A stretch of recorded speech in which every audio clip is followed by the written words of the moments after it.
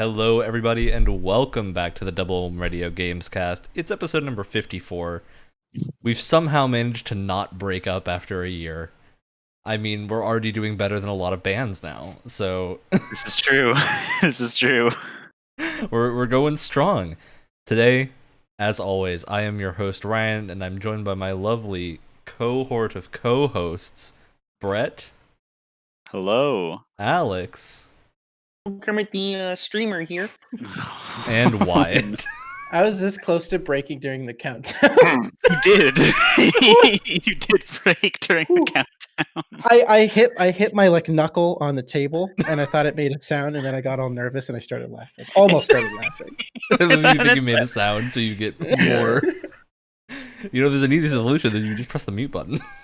I'm the one who keeps being reminded of iCarly every time he does the countdown. Oh, How no, come you're yeah. the one to Well, break? because iCarly is actually a good guideline for how to produce a show. I mean, that's the It's only thing true. I've ever learned to produce a show from. So I think it shows in our production quality. So Who's our Gibby? Which one our of us is Gibby Gibby? is Ben. Is this a good time to mention that I've never seen iCarly before? All right. Well, this is gonna be a 3-person podcast now because Wyatt's no longer in it. I don't know how to react to that. All right, The well- council frowns on you revealing this truth. that means we I'm can so do sorry. a fun award for this show. I had another award, but we can stash that one because Wyatt just gave me an opportunity to do a fun non-game related award. So our award for this Oh, episode is no. gonna be which iCarly character would Wyatt be? Oh. Okay. So I'm gonna say, Wyatt, I think you'd be the brother of the main character, but instead of being obsessed with art, he's obsessed with journalism. Yeah, I can. This is Spencer. Yes, Yeah, Yeah, Spencer. I can. I was gonna say, Spoilers for you mean- Spencer. Spoilers for episode mean 1 of Spencer? iCarly. Yeah. I can agree with that. That's what I was gonna say. You do next podcast. I'm just gonna have to make a meme of Wyatt's head photoshopped onto the. What you got there? Smoothie. That'd be With the great. I'm ostrich looking forward to cream it. or whatever it is. Alex, you're left. You got any other characters to throw in the ring, or are you concurring? Hmm. That's a thinking face. I see the thinking face. I was gonna say Spencer for a brief second in time, and I have no idea why this crossed my mind because it doesn't fit at all. The doorman. Filbert. Yeah. I was How gonna could you change to forget Filbert if you Filbert? didn't say Filbert. I was like, oh, he's gonna say Spencer too, but no one said Filbert, so I'm gonna say Filbert now. But then But why Filbert's good. Why it's not that insane? All right, so think he can be just driven on to that that breaking sentence point. alone, I got to give the award to Filbert. So I love it, Wyatt just has leaned his head out of frame. He's slowly escape. melting out of frame. Would you break down, cry, and start throwing a stapler at people because they gave you a muffin basket? Are you That not supposed may to or do, may not have happened to explode. Are you not supposed to do that when that happens? I mean, yeah, I don't see the problem. What? That's what happened when You're asking Hades- that's an uncommon thing. It's an That's what happened uncommon when Hades reaction. didn't win our game of the year. Weirdo. Who's the real weirdo here? Yeah, see, that's where Ben went. Is after the game of the year, someone had to be in front of Wyatt's wrath. He took the brunt of it. All right, so we have an actual topic this episode, unlike We do. sometimes.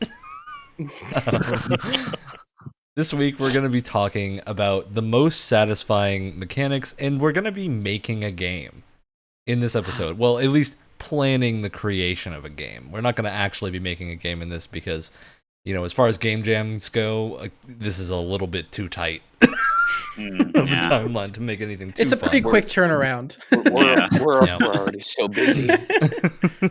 Come on, 2-hour game jam. Let's go. No. Let's go. But first, as always, we have...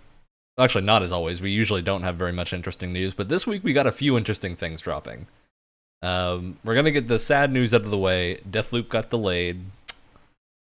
I'm very sad because I'm looking forward to playing Deathloop, but I'm sure it'll be better because it got delayed, so I'm not that angry.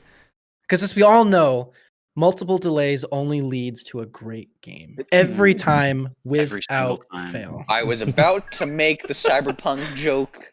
You said the word. You spoke its name. No, look, Silence I your do. mouth. Now, look, I do kid, but in just goofs aside, anytime a delay is announced, I'm never like angry or anything. I always see delay as a good thing until we see Until the it's like final 3 or product. 4 delays and things are starting to get Yeah, really sketchy, it's not that concerning.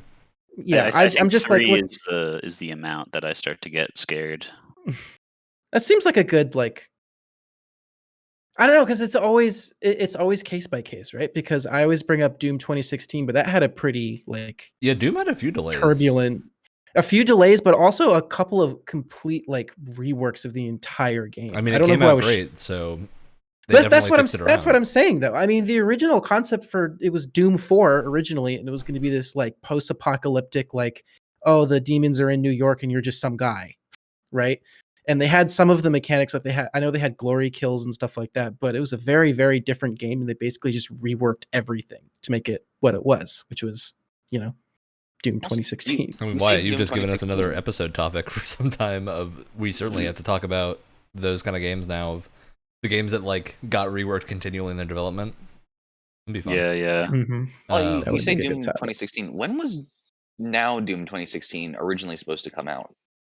Oh man, way long before time that. ago. Yeah, I mean, I it think was supposed to. it got Not quote pre unquote 2010. canceled once or twice.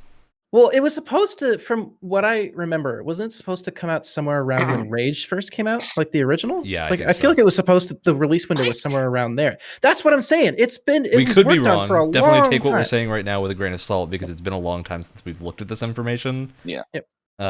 But vaguely that timeline seems right to me. But I mean, clearly, that time and and all the reworks that were done was all for the better. Like that, and so that's why when a game is delayed so many times, I'm not immediately concerned because we've had some great games come out of really long delays. that Absolutely. seems almost like a Duke Nukem delay window. Yeah, but I think in their case it wasn't a case of like the game wasn't because they took a break and made Rage. It was working on other stuff at the same time, so it's not nearly as concerning as like Duke Nukem Forever. Duke Yeah. Nukem, it's actually Duke Nukem's thing was like they kept switching engines. Like anytime a new like cutting edge Yeah. engine came out, they would always switch to it, and that just delays absolutely everything. And they just kept doing it to make sure that they were like on the cutting edge of technology. And at a certain point, you just can't do that. You gotta stick with one. I mean, yeah, Yeah. like most people know this by this point, but games are always made on like usually 4 to 5 year old tech at the time they release because you have to make a Yeah. game. You can't constantly update everything unless you have like an Otherwise it in-house won't come out. engine. Like that's part of what GTA 5 and Red Dead 2's thing is that Rockstar was actually updating their engine alongside the games. That's probably why those games were like so cutting edge when they come out. But Or Bethesda. most companies don't have the money or time to do that. So, but yeah, well, Deathloop has been looking like it'll be fun when it comes out. We still don't fully know exactly what it is. At least the full structure. We know it's you're hunting 8 targets over this loop, but we still don't know what like the multiplayer elements might be. That's So- the biggest question mark because it keeps. I feel like it keeps kind of marketing itself as like, oh, there's going to be this kind of like multiplayer component where there's another player kind of doing a similar thing. But then also, Yeah. I've heard that it's single player. It's a little My confusing. assumption is the Dark Souls take of like primarily single player with maybe a optional multiplayer you can like jump into another person's game. And because speaking personally, I would find that so obnoxious. Well, I'm to just, betting you like- can turn it It off. is. Yeah. If you can turn it off, that would be nice. Yeah. Because like I'm sure That's that would be what I would super do. fun to play with for like a couple hours, and then it would be super If annoying. you want to play a session where you want people invading you, then I'm sure it's great. But for me, it's like I just want to focus on what I'm supposed to be doing, and I don't want Yeah, these. that's why I'd love it to be an option. I don't want these players just coming in and like messing up my day. But we You have know? no idea if that's how it actually works. So No, but if it is, anyway. Yeah. The themes of time and assassinations just excite me. oh yeah, and the art style is like super fun. Art Deco Yeah. looks great. We do have some fun things. Some games have gone gold the last 2 days. So we got Near Replicant version 1.22474487139 has Why gone wasn't gold. that in the title game? Why wasn't that option there? And Mass Effect Legendary Collection has also gone gold. So we've got some games that aren't getting delayed. Thank God. It's a And revolutionary as we all idea. know, once your game has gone gold, that's the set release date. You know, if Yeah. Cyberpunk taught us anything. I mean, when No Man's Sky went gold, we were all sure Yep. of its quality. Yep. I just love them blowing out the mic. All right. So our major news story today is that E3 2021 is returning, and I do know there's been a ton of Sony news going around this week. We're gonna talk about that next week and give it a little bit of time to like settle. When the dust settles, yeah. Because like even right before this Dude, podcast, kidding. more information came out, and we can't be that up to date with things coming out, and we really don't want to Which mess up. This I will stuff. say is a nice change of pace from what normally happens. You know, we're having the exact opposite problem of usually Stuff stories happens come in out or advance. things change after we release an episode, but Yeah. now it's changing so fast before the episode that we still can't really comment. Yeah, we still can't do Thank you, anything to the about it. entire, thank you to the entire games industry for moving up your deadlines Thank you. of news coming out of these things. All right. So E3 2021 will return in June and is backed by some big companies. So it's got Xbox, Microsoft, and Microsoft, Nintendo, and Ubisoft are back in with E3. So is Konami, Take-Two, Warner Bros., and Koch Media, who is a I don't want to say English. I think they're UK or Europe-based publishing company that does a lot of overseas publishing. Oh, I thought There's- Coca-Cola was getting into games and we'd have those polar bears. God. Yeah, so we're getting an E3 this year, which I think is exciting in that we're going to have like a condensed week of announcements, which is always fun. But there's some notable absences here. Obviously, no Sony. They have yet to announce something. I wasn't really expecting. them Yeah, to be like there. I think Sony might take this year off of any major E3 stuff because I feel like a lot of their release lines are aiming to be next year and not this year. So Yeah. I I'd still be think they've surprised talked if they enough. have Sony- something. I do feel like they've talked enough about what's actually coming out this year. Yeah. Unless they have a surprise, like I think what's coming out is they're like, yeah, we've talked about it enough. Yeah. Here Yeah, we because are. like we know have- Returnal, we know a bunch of things that are happening, and then we know there's a ton of stuff coming out in like 2022 and 2023. But Mhm. stuff When for this year has was- mostly been announced. When was Forbidden West scheduled? That's like end of this year, isn't it? It was TBD Hold on. 2021, 2022. So that could be an announcement we get around that time. It could also be something we see closer to like fall. So I wouldn't if be they too do have another kind of showcase, it's probably going to be centered around either Forbidden West or Ragnarok. Like those Yeah. are going to be the two big things that they're going to show off. because Ragnarok we trying- don't have a date for yet. I'm You still don't have trying to anything fin- about Ragnarok. I'm still trying to finish God of War 4. It's great. We don't have a date for Final Fantasy 16 yet either, do we? Oh. 16 is we've seen a lot more of 16 than we have usually of Final Fantasy games close to the Yeah. release. So 16 Which is a trailer. 16 well no, we've seen a few trailers at this point. They showed another gameplay trailer. Did they? Yeah, they did pretty recently. It was like 2 weeks ago or Some so. Final Fantasy fan you are. Goodness I know, I'm too gracious. busy playing. It was in like a Japanese show. But yeah, they have showed more gameplay. They've talked about a bunch of details. I don't think dates have been thrown around for it yet. Yeah. Heavy rumors are winter 2021 or fall or not fall, spring winter 2022. So in that window would be my guess, but we obviously don't have a date. It could be a lot longer. Yeah. It's really hard to tell with Square Enix because they tend to either sometimes a game will show up that looks really good, like Versus 13, and then not come out for 8 years. And then, or just not be the same game anymore. Yeah, and just be completely different. I would not be surprised, although it is being headed up by Naoki Yoshida, who is like the renowned producer that saved Final Fantasy 14 within 2 years. So I'm holding out hope that this is pretty far along. I would like to see this sometime within at least 2022 would be a nice new Yeah. numbered Final Fantasy year. But yeah, so we're missing Sony, we're missing EA, which I mean, I say we're missing, but I don't really think any of us are gonna miss them. Yeah. There's the same yearly releases. Yeah. EA at least has not shown anything. There might be like a Star Wars thing they've got brewing, because they did say there were a few Star Wars games still in the back burner that hadn't quite. I would be a little come out surprised yet. if we heard anything about like a Fallen Order 2 this soon, to be honest. Yeah, I think Fallen Order 2 is probably next year. Early next year. Even with Fallen Order, I've had enough EA Star Wars. You know what? I agree.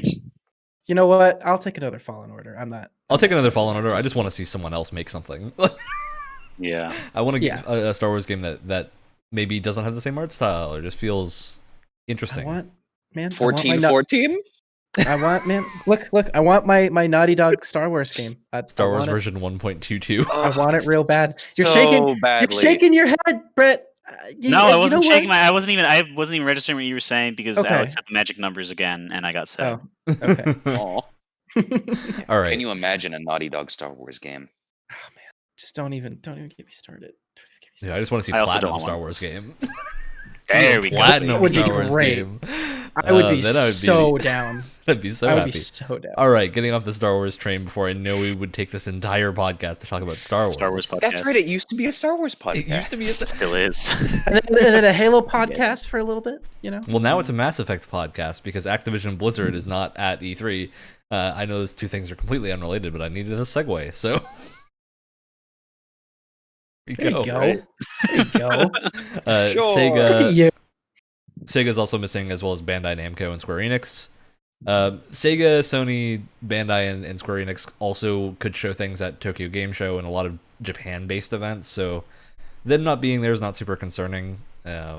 Square usually does a show, so I'm holding out hope that Square does something, because we haven't really seen many new releases from them recently that are not Balan Wonderworld. Maybe they're trying to lay low for a little while after that. Yeah, that might be what's happening. With Sega, have they done anything recently besides fighting games? Yeah, Sega publishes Yakuza.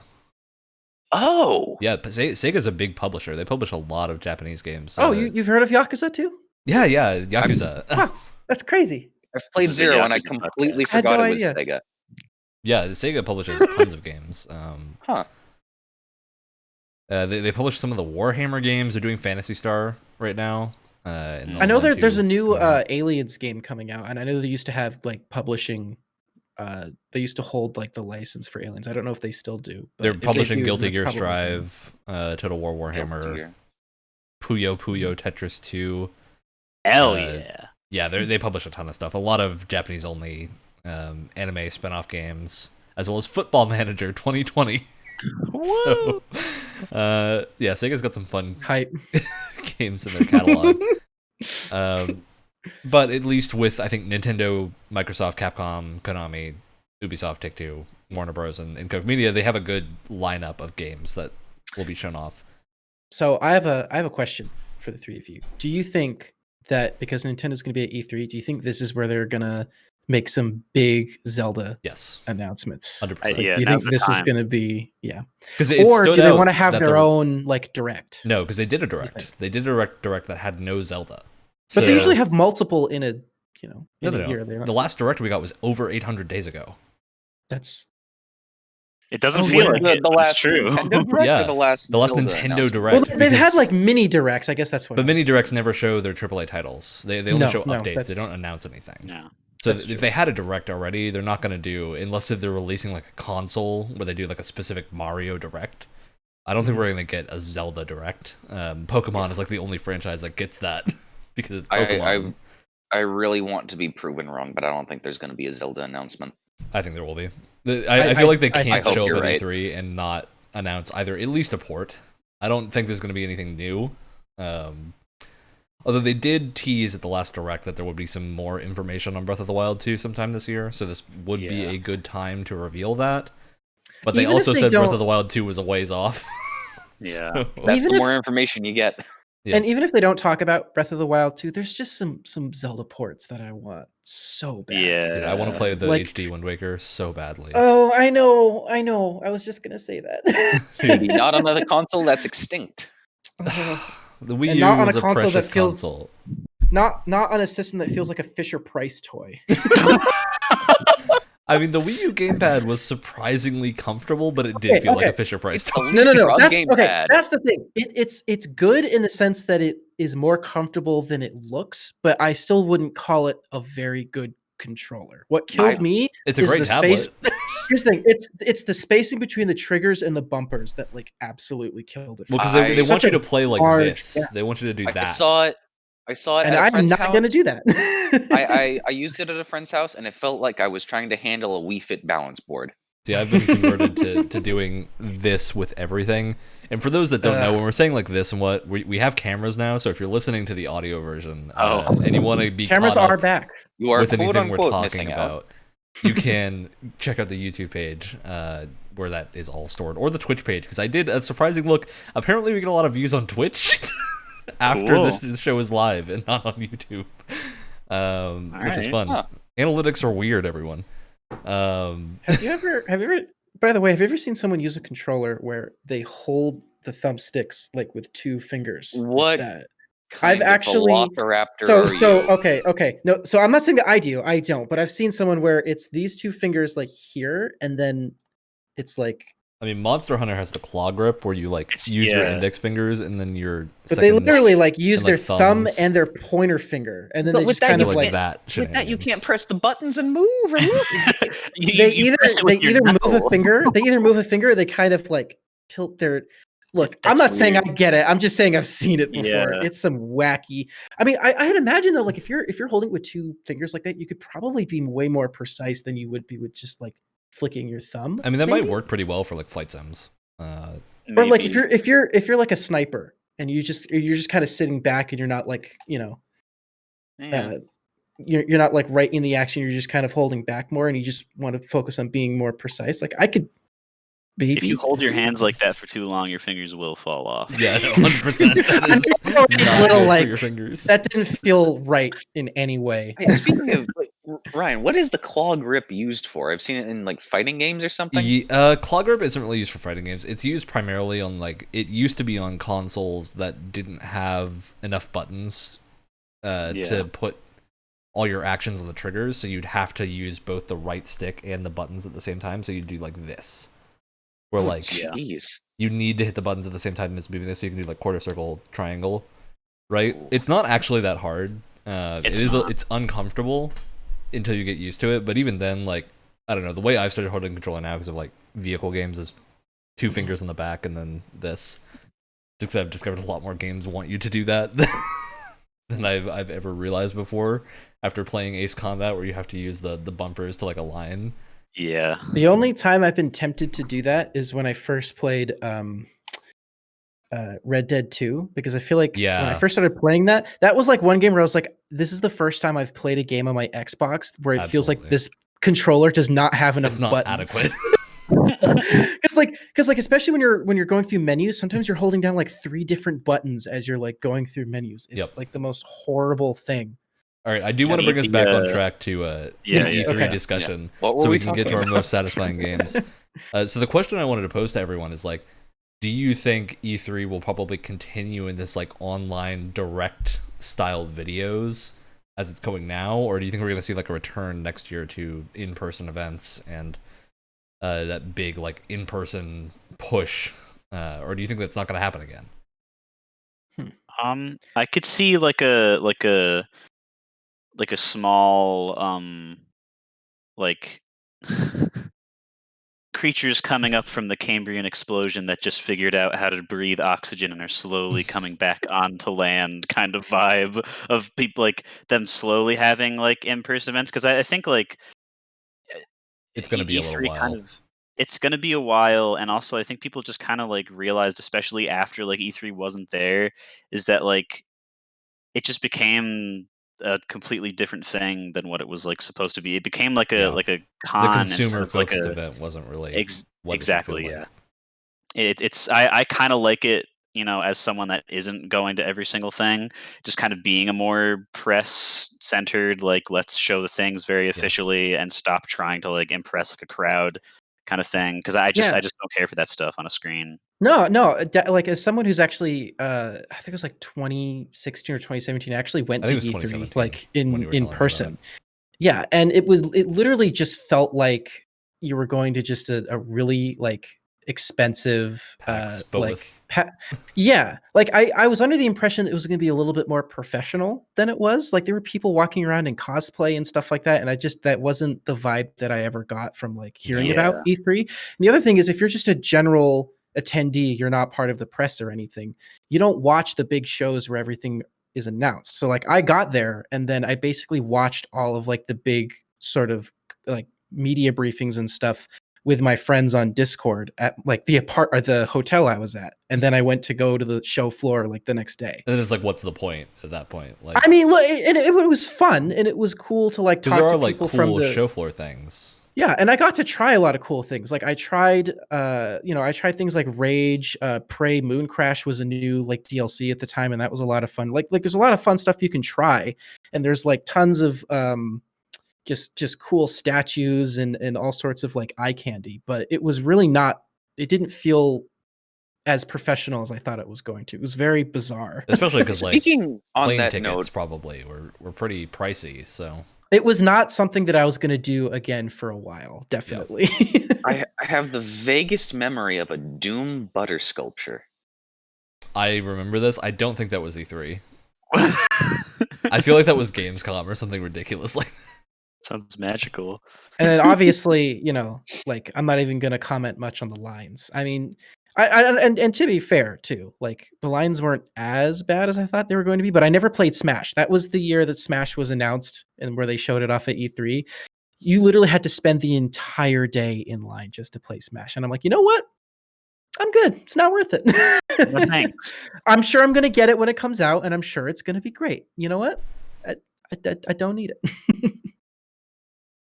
Yeah, I think the thing with me is I really think the value of E3 for consumers isn't in the convention existing, it's in condensing announcements into like a week of pure unbridled hype, which like is exhausting, but it's super fun. Like E3 when it was happening is something that you look forward to every year as a consumer because you see all these crazy things being announced, like watching the reactions of people seeing that Final Fantasy VII is getting a remake.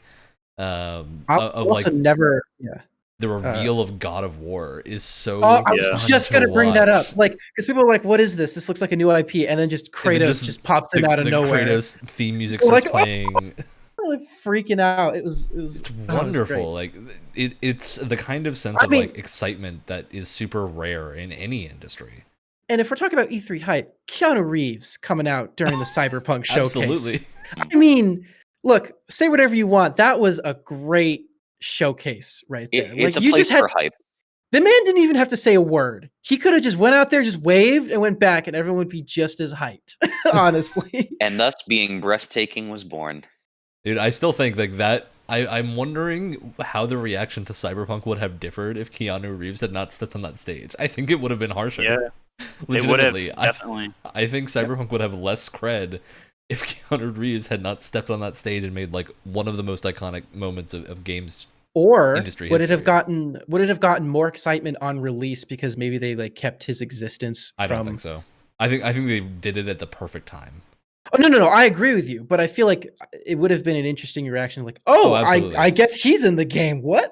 I'd be curious to see what the reaction would have been if they kept it hidden. Like, imagine if you're just playing the game and all of a sudden Lady Gaga becomes one of the main quest givers. God. I mean, have you ever met Lizzie or whatever her name was? I mean, that's just Grimes. So. She seems a lot more like an evil Ariana Grande. All right. Yeah, I don't know. I think the value in E3 is just having those announcements condensed to a time span that is achievable and followable. Because like the biggest thing from this last year not having E3 was that there was a solid like week of like 2 studios announcing things, and the rest of the summer was like occasionally you'd get a random Ubisoft press conference where they announced like one interesting thing that then immediately got delayed. Yeah. And it's really fun just to like gather up a bunch of friends on Discord, like make some popcorn Yeah, and like, just watch turn it into a those. spectacle. It is so much fun. I can tell you that like watching especially like during quarantine, like watching that 1 week where E3 was supposed to be and everyone was just having their own presentations. Like I was watching it with pretty much the same group of people. And I can tell you right now that I probably had more like overall fun doing that than when I was actually on the show floor. You know, like it was Absolutely. such a blast. Get the studios in the hype condenser. Plus, That's I what mean, E3 should be. studios are probably saving so much money by not having to make butter sculptures of Doom Guy and Yeah, stuff like yeah. that. You know, I like they're think realizing like from looking it up, crap, the we butter can- sculpture of Doom Guy seems like a fan thing and not a legitimate. But you know what I is- mean? Like they still had when I was there. You know, they had crazy like when you played Oh, yeah. Rage. Like they brought you to this like basically this hollowed out like school bus that had like spray painted graffiti on the side, and then they had all these like razor like PC setups and stuff. Like it was nuts. And I was like, man, how much money did you have to pay just to have this set up for like a couple of days for some fans? You know, like What crazy. What's the difference between a villain and a supervillain? Presentation. Yeah. All right. So- So with that, let's move on to our actual topic. We're going to talk about some satisfying game mechanics. I hope you've come prepared. Oh boy. Oh, I didn't study for the quiz. Right, you responded first. That means you're prepared. Oh no. Well, I feel like this is like I've like we don't do this on purpose, but I feel like this is like the third time we've talked about satisfying mechanics in games or something. So I'm gonna mix it up by saying the thing that I usually don't say every time that we talk about this. But so I've been playing Final Fantasy IX, and there's something in it that I realize I really like, and it's in some other games, and that is like using abilities that change the form, so to speak, of the character that you're playing as are like super cool and super satisfying to see the like like in Destiny or whatever, the guy you're playing as just become engulfed in flame and have like a huge flaming gun, like a revolver in your hand or whatever for a cool one shot kill. Big Like those are super satisfying to see pulled off, especially when they look as cool as they do in Final Fantasy IX. That definitely adds to it. So like VFX that kind of accentuate a move or a specific like Just form changes. It's just form changes in general, Okay. like specifically ones that change the way that that your characters look, because all of a sudden they're so much more powerful now. Brett, I'm Going going to Super say the Saiyan, name going of a Super Saiyan game 2. and see if you react at all. It's called Cameo. Cameo. Have you not heard of Cameo? I don't think I've heard of Cameo. You have an before. Xbox, right? Yeah. You owe it to yourself, as soon as this podcast is done, to go download Cameo from the Rare Collection from Game Pass and give it a try. Cameo was this wild Xbox 360 game. The entire purpose of the game is you transform into different forms to like go across this overworld and do tons of crazy platforming and like combat. Oh, so Balan Wonderworld. Balan Wonderworld, but really good. Don't you dare pull And also me down made by to that Rare. level. How could you? It's made by Rare. Like it's good Rare times. Yeah, that game is incredible, and it's all about the form changing, and it's so satisfying. You like unlock new forms over the course of the game, and get to do some like crazy. This bit where you do like crazy Dynasty Warriors things with one of them. It super looks fun. super wacky. I'm looking at a video of it right now. It's pretty Oh, yeah. wild. Cameo is real fun. It is one of Cool. those things I really want them to port to PC because I would love to replay that. But yeah, Cameo is excellent, and it's all about that. Yeah, the thing that comes to mind for me too is like Bayonetta, fighting game Oh, yeah. supers, where you have those install supers is what they're called, where you like your character just suddenly gets super powerful for like 10 seconds, and you get to pull Yeah. a couple of moves off. It's just really, really crazy fun form changes. Anyone else with form changes? No. I was going to mention the Pokemon games, but how they've done it has soured my taste. I mean, Mm. Mega that. Evolution is a pretty cool Yeah. mechanic. The fact that it wasn't in Galar games is more sad. It looks cool, but with just how everything is limited, in each game, it just continually disappoints me in new ways. It's a cool idea, but it's not unfortunately. like supported properly. Yeah. I Yeah, agree I'd with agree with that. that. Yeah. I gotta give shout outs to druids in any game, tabletop and not. Super fun, especially like games that have like a druid class where you get to like shapeshift and whatnot into animals. They're super rare, but when you see them, they're usually really fun. I think Solasta is the D&D RPG that has some shapeshifting. Baldur's Gate 3 just added it, so This isn't. So badly. Oh, No, go ahead. I, Go ahead. I so badly, whether it's in a Baldur's Gate or a D&D game or Elder Scrolls 6. I want wood elves to be able to turn into the Wild Hunt That'd be cool. because they can do that in their lore. yeah, they can go crazy cannibal mode. They should. This isn't an RPG at all, but when you can string together a bunch of enemies in Mario Odyssey to like throw your hat to like if you want to get somewhere, but you have to like, oh, you gotta swap to the onion guy, and then you gotta quickly swap over to like the dinosaur guy just to get up to like one spot, and you can like pull that off. It's really nice because there's a lot of it's because and I can't do it because I'm not galaxy enough. I'm not galaxy brain enough to like move around the world in Odyssey the way that some people do. Like it's insane. But just watching people like, oh, I gotta like go into that guy and then this guy and then like They turn it wall into a jump for a pinball bit game. and then it's some pretty crazy stuff to watch. Absolutely. Hey, that reminds Mario Odyssey is basically Balan Wonderworld, but Ooh.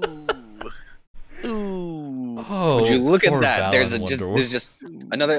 there's just another steak and Because clearly that game has not been knocked down a peg enough yet. No. Look, I It still will be eventually. I love that game was the passion project of this producer that wanted to always do a platformer and just couldn't. I really don't want to laugh at it because that could be us in the future. It's But, like, like- when you find a meme that you think is really, really funny, and then you figure out like the tragic backstory and lore behind how that meme was created, and then you just don't find Yep. it funny anymore. It's just like saying, While we're on that, we're gonna have there's 80 4 of different us. Let's abilities. recreate Loss. Oh no. All right, moving on. Wyatt, you're next in my rotating list. So The form You're has right. changed. I talk about it all the time, but we're talking about satisfying mechanics. So I'm going to bring it up again. If you have a good dodge / dash / combat roll, it's all over for me. I love your game automatically. It doesn't matter how trash the rest of it is. If it's cool and it looks cool to dodge stuff, I'm probably going to enjoy it because, gosh darn it, the first time that I used a dash in Halo 5 to dodge a rocket launcher that was coming right at me, I felt like God, and it was wonderful. And I'll never ever feel like that again. dude, I gotta Because- give it to perfect dodge mechanics. Ooh. Ooh, yeah. So is this more like bullet time dodging, or just feeling good to get out of the way of an Even if oh you God, this is dodge, coming right for me attack? it's like even if you dodge and there's no point to it whatsoever other than it looks cool. Like it doesn't, like sometimes what I'll do is like I've been getting back into Battlefront 2 recently, and sometimes what I'll do is like there's no fall damage, right? So if you just jump off and then you like hit the ground and you just keep running. Sometimes what I do is I hit the ground and then do like a little roll because it looks cool. Like is there any functionality to it? No. But it looks cool. So I'm gonna do it every time. Just because it looks cool to roll around on the ground. And I especially gotta give it to games that incorporate air dashing and juggling. Oh, Ooh, yeah. so much fun. Especially in like the Devil May Cry games are great at this, of just allowing you to break the game if you figure out the right input of things to do. Yeah. Where you just keep someone in the air indefinitely. It's so much fun.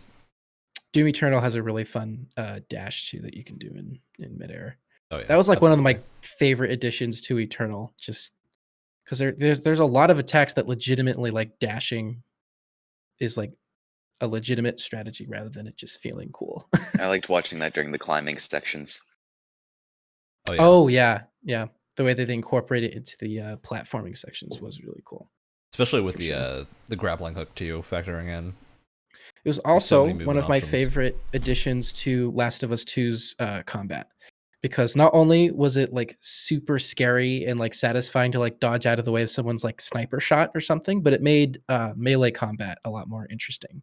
Because like whereas in Last of Us, when you just kind of run up and start punching them and like see what happens, here you have to really think about it more. Where it's like if they're cocking back with a weapon or something, you know, instead of just constantly mashing the square button, it's probably best if you kind of back up first and then charge at them again. And what I liked about that specifically is that it wasn't super over the top. Like it's not like Halo where they just kind of dash, or like it's not like a roll. It's like a step to the side or a step backwards, and they're almost like stumbling over themselves because it's supposed to be this very like spur of the moment decision, and it works really well for that combat system because it's very like sloppy and like just raw and kind of gross looking, and I think that fits its combat really, really well. Absolutely. All right, Alex, you got something waiting in the wings for us? My first topic, or my first thingy, ragdolls. Ah, Yeah. Yes.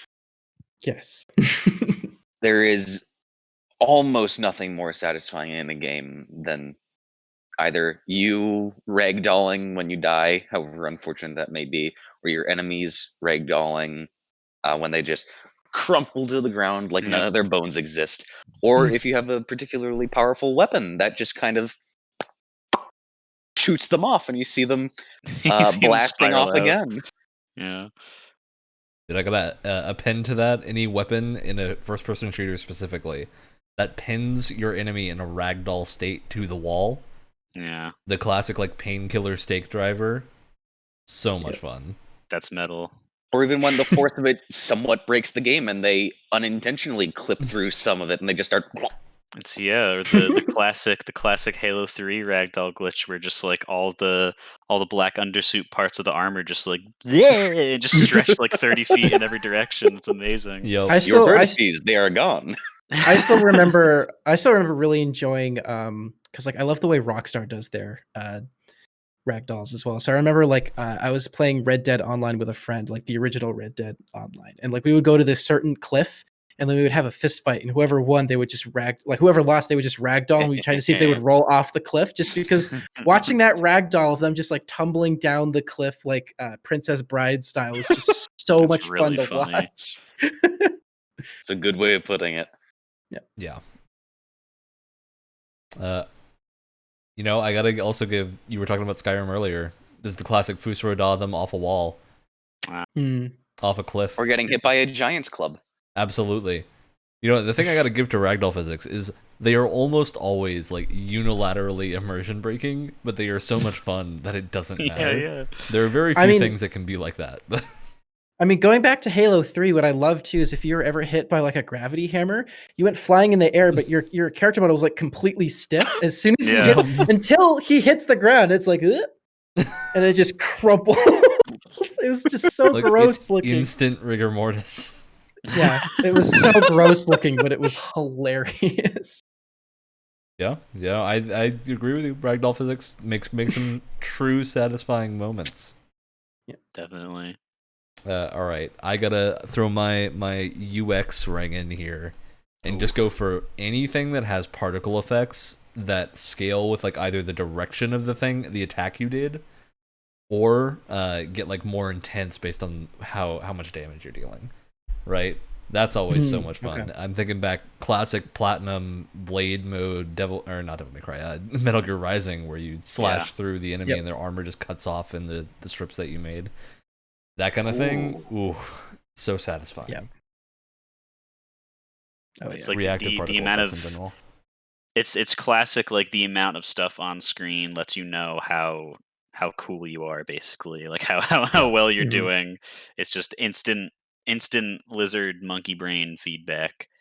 And you definitely feel like you're affecting the world more when the particle effects reflect what you're actually doing. Like if it's just a generic like effect that pops out of your sword when you hit something, it's like, yeah, I guess it looks cool, but it's really like static and just kind of exists. But if it's, you know, if like the amount of particles there in the direction of all of that's being affected, you feel more, it's much more immersive as well, I would say.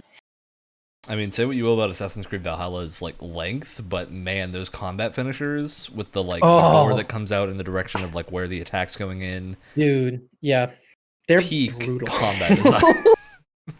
Excellently made. Glory Kills, good classic sound example. design.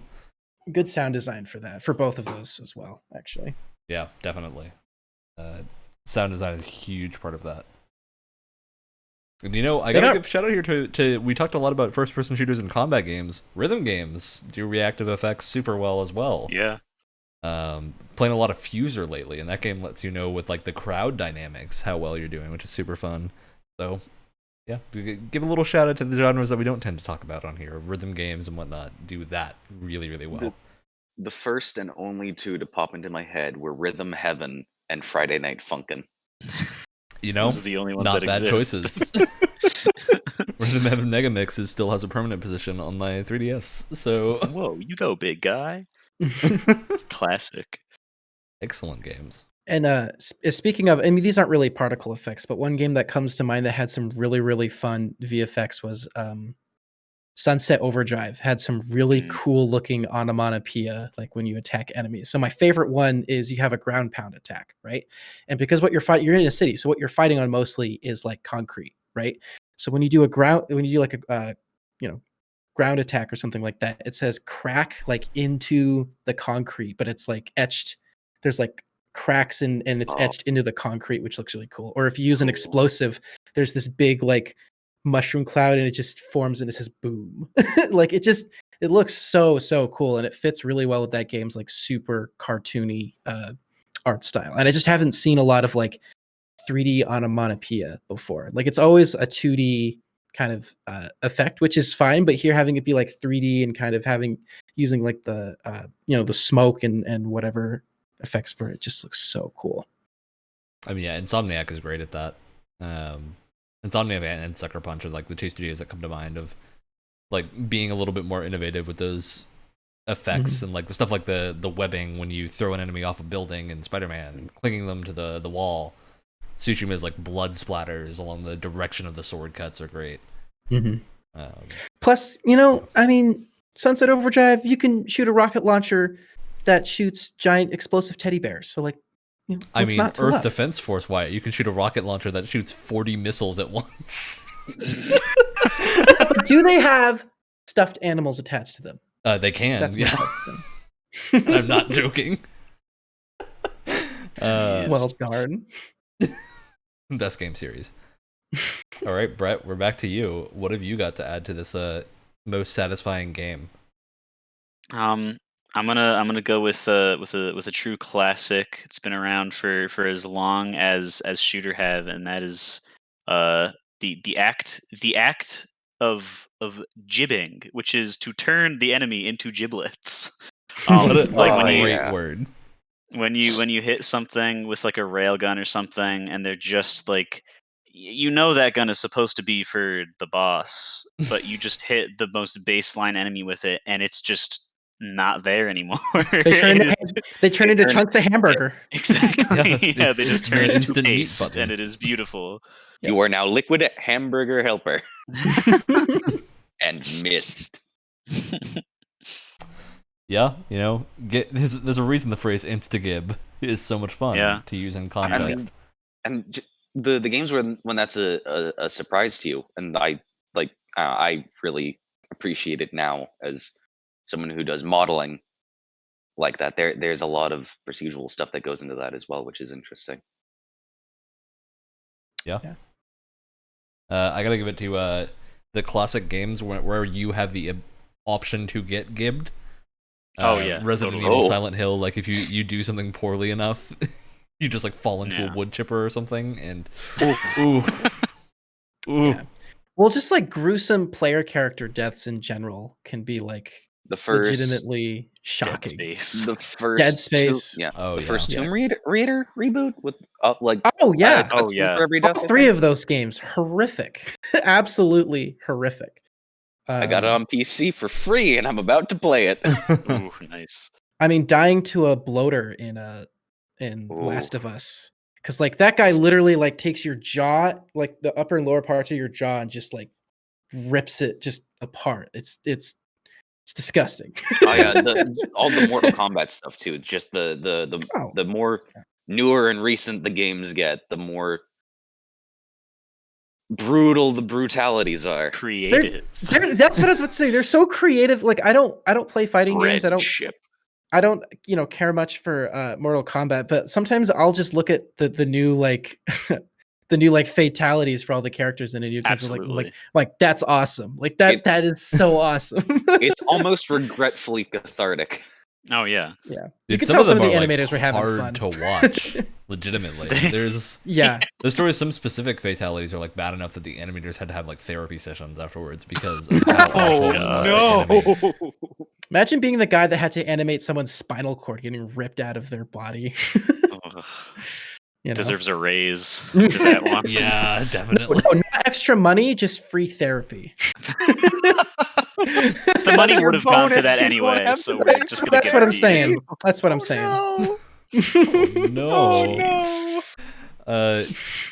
Yeah, and that's always true. By the way, there were animators at Neversoft who had to get therapy after the latest Mortal Kombat because man, there's a fatality where someone gets cut in half by glass and then just splits.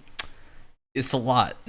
Is it the kind of split where they're standing up whole for a second and then one of their halves just kind of sloughs down? Yep. Oh That's god. exactly what you're thinking. Oh god. Oh yeah. It's rough to look at. Very cool, but rough to look at. Very cool.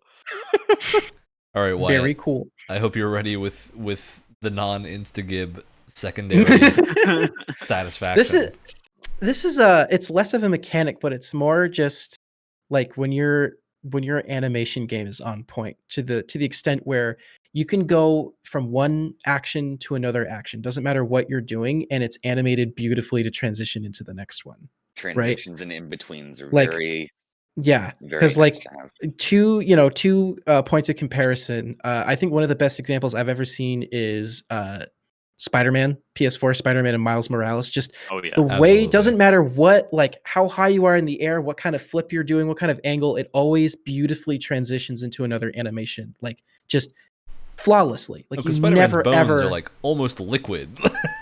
yeah, like, it's that's how he crazy moves. how well they're able to just transition from one to the next. And the counterpoint to that, Absolutely. again, like I've been saying, I've been playing Battlefront 2 more recently, and that does a terrible job.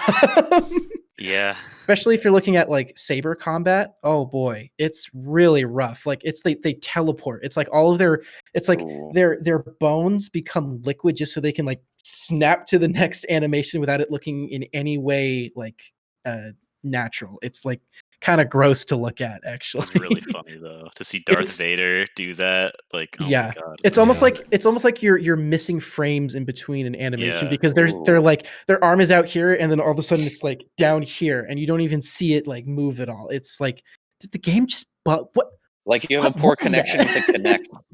Yeah, exactly. Like it just it looks horrible, and for a game that's supposed to immerse you in the Star Wars universe, it doesn't do a great job of that when the animations are just not transitioned well at all. I definitely agree with you on that. Like, animations are super important. I do think there are scenarios where animation canceling, especially, is really really good. Especially in like action heavy games where it doesn't really matter that you don't see the hand doing the single frame transition because it's more important that that frame then lines up perfectly to for the hit. Definitely. But if you're playing yeah, a game in where a like game your like primary Battlefield- motivator is like immersion, right? Like Yeah. your animations need to be spot on because it's one of the first things that well, basically any people are game that gonna doesn't need notice. like single frame reaction time can do Oh that. god. Yeah. For Honor's pose changes. Or Yeah. stance changes. Because it's one of those things where like even if someone's playing a game and they don't know a thing about anatomy or anything like that, like you notice something's off, even if you can't put your finger on it. It's like watching a CGI face in a movie where you're just like, it looks good technically, but your brain is like something's off. Like it just doesn't look right. You can always tell. And Battlefront's Superman's slow mustache. enough. Yeah. Battlefront's Dwayne slow Johnson in enough the that Mummy you can movie. see it because it's not super fast paced enough like a fighting game where it's just like, oh, the moves have to come out quick. It's like the lightsaber combat in Battlefront 2 is not not competitively sound. It is extremely slow. It's interesting because it's like it's slow, like you said, but you still can't tell what's going on, even though it's kind of slower, just because the Yeah. animations are so jank and weird. You still can't tell what's going on, even if it's kind of slowed down. Yeah. Absolutely. You know, there are always games that don't have to deal with that. Just play Ace Combat, where you're playing as like the only animations are the Fins. rudders moving. I'll find a way to mod lightsabers into Ace Combat, Ryan. Oh, that already You're exists. too It's late. called a railgun. What? Someone's beat you to it. Definitely. There are lightsabers in Ace Combat. Are you kidding Too me? late. That's like Yeah. round one. That's Ace Combat 0, dude. They've had even before then in 5 they've had just straight up lightsabers that come out of the nose and you can swing around and kill things with it. It's stupid. Have you ever been plane jousting? Well, I want to go plane jousting now. So, Alex, why don't you tell us about your satisfying mechanic? Can it compete with plane jousting? Ooh, can it? The much like Brett's topic, the insta-giving of buildings, destructible Oh. environments Yeah. are another just huge yes on my part. Bad Company 2. Yeah. Dude, I was Red just gonna Faction say, Gorilla. Bad Company 2, Cannot be beat. despite the rest of the gameplay and the story, Crackdown. Yeah. Yep. Mm-hmm. It's like the only redeeming factor of Crackdown. I love having that kind of influence in games. Mm-hmm. And I also mean- just seeing the physics of something like a building that they have constructed with architecture in mind. Like, okay, Yeah. this is the concrete in the building. This is how it's going to react with the steel girders, with the frame of the building. This is where the glass is going to shatter. That's what I love in Red Faction. I went back and played Guerrilla a little bit recently because I have it on PC and was like, oh, I want to go blow up some environments in the destruction mode. It's surprisingly good, and I legitimately don't think there's been a game that has topped it that's come out. Because when you break like a steel beam in Red Faction, it like shatters into pieces. When you break different areas, you'll end up with like a building supported by like a single steel beam, but in a realistic way of like there'll still be the walls crumbling and like the concrete will be falling off, but the frame will still stay intact until you break it. Which is like And nothing has topped that yet. Yeah. there's also those bits where it's like it's crumbling. You've done enough structural damage to it, but it's not immediately falling, and it's just a matter of time. Watching it fall then. And also just another huge thank you to whoever does decides that the ground can also be damageable, and then you can punch craters in it. Yeah, that's Absolutely. awesome. That's some of my favorite moments playing any Battlefield game, where like you're running up and it's just kind of like a plane. And you're like, oh crap, there's no cover, and then all of a sudden like a bunch of fire comes in and it creates almost little like foxholes. It's like, oh, I can like go prone in there for a little bit, which is nice. I will say on a much smaller scale, like it doesn't really deal with whole building destructions, but the Snowdrop engine that they use for Division is actually super impressive on a much smaller scale. Oh yeah. So Yeah. like the best way to test it, if you go up to a car and you start shooting the windows of the car, if you're shooting like specific areas, like all the glass will chunk and like fall apart, like accurate to like where your individual bullet holes are, or like if you look at impacts, if you look at like bullet holes in walls and stuff, it's like where the trajectory of the bullet was kind of affect what the hole looks like. So like if it kind of came in from the side, you'll kind of see like it'll look different if a bullet's coming in from the side than like directly in front of it and stuff. Oh, it's so cool. It looks so cool. Love those details. Yeah. I mean, gotta give it to Division. Like it does particle effects and especially the window breaking stuff super well. Yeah. Or like if you shoot a tire, the tire will like burst and the whole car will like wobble and you can hear the air coming out of the tire. Just like if you're not going to deal with massive buildings falling over like in Battlefield, just focusing on the micro details really helps. Like even if it's one of those things, like even if you don't really notice it when you're first playing it, it's like you may not have noticed it, but your brain did.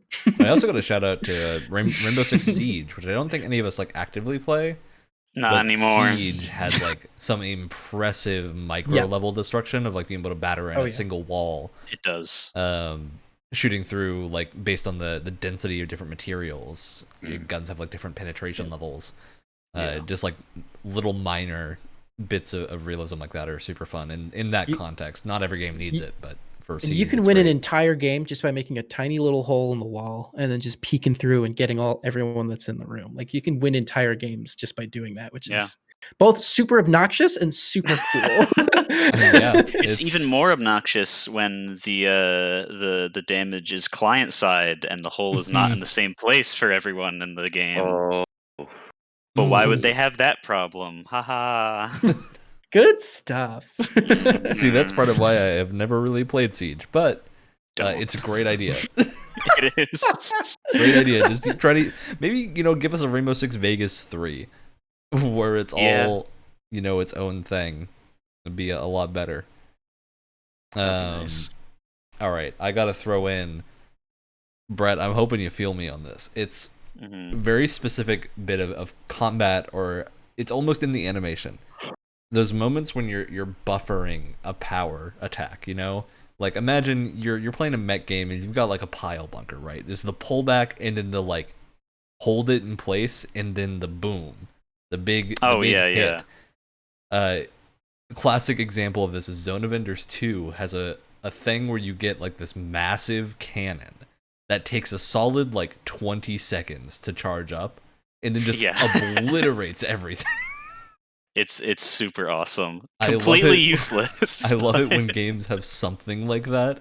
Yeah. Devil May Cry, the latest ones, have Sin Devil Trigger mode, where if you can manage to find somewhere in the arena where you can like not be hit by a ton of stuff and get knocked out of it, you can just like charge up for 10 seconds, which is a lot of time in Devil May Cry. That's a lot of sitting still. But then you just suddenly unleash the instant kill move that just destroys everything in your immediate radius. So much fun.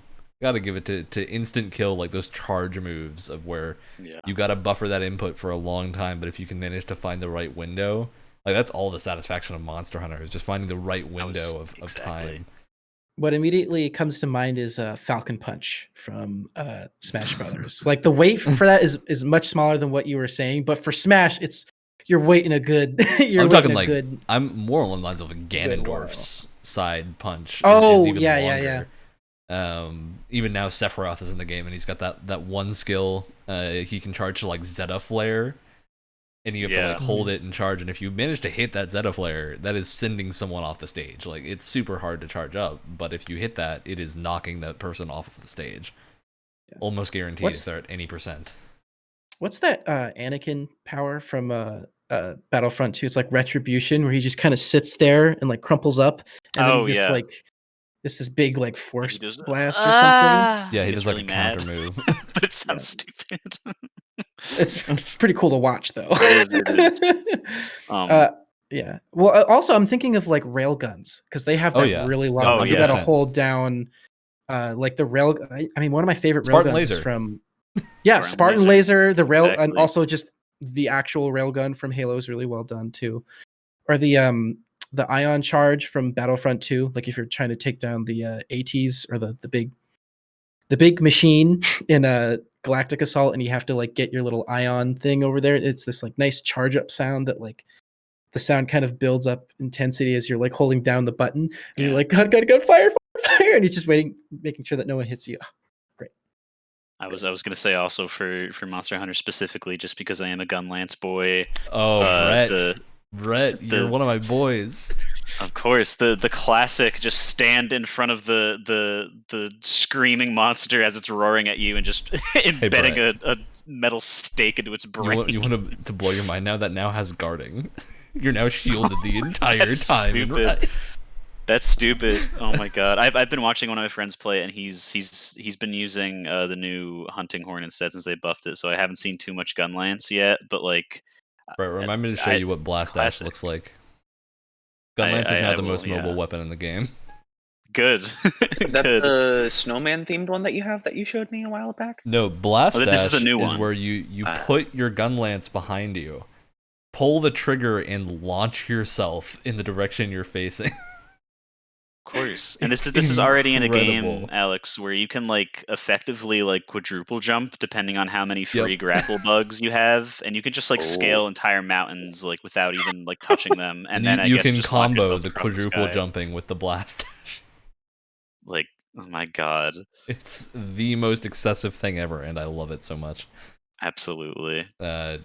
Yeah, just that. Just give me any weapon that's got insane charge times for one move that then just bonks someone into complete death. Yeah, So much fun. agreed. Nailing that Spartan laser shot is like the most satisfying thing you can do in a Halo game. Dude. Especially if you Absolutely. can get that stupid Banshee on Valhalla that's flying around, That messing all you guys up, and you can stupid take him out of Banshee. the sky. Oh, Save the whole team for like 2 minutes until you realize they don't do anything, and then they just let them get it again, Yep. and all die. You know, hey, you can't always have victory forever. This is true. Speaking of victory forever, Brett, we're gonna do one more round of these, and then we're gonna create our most satisfying game.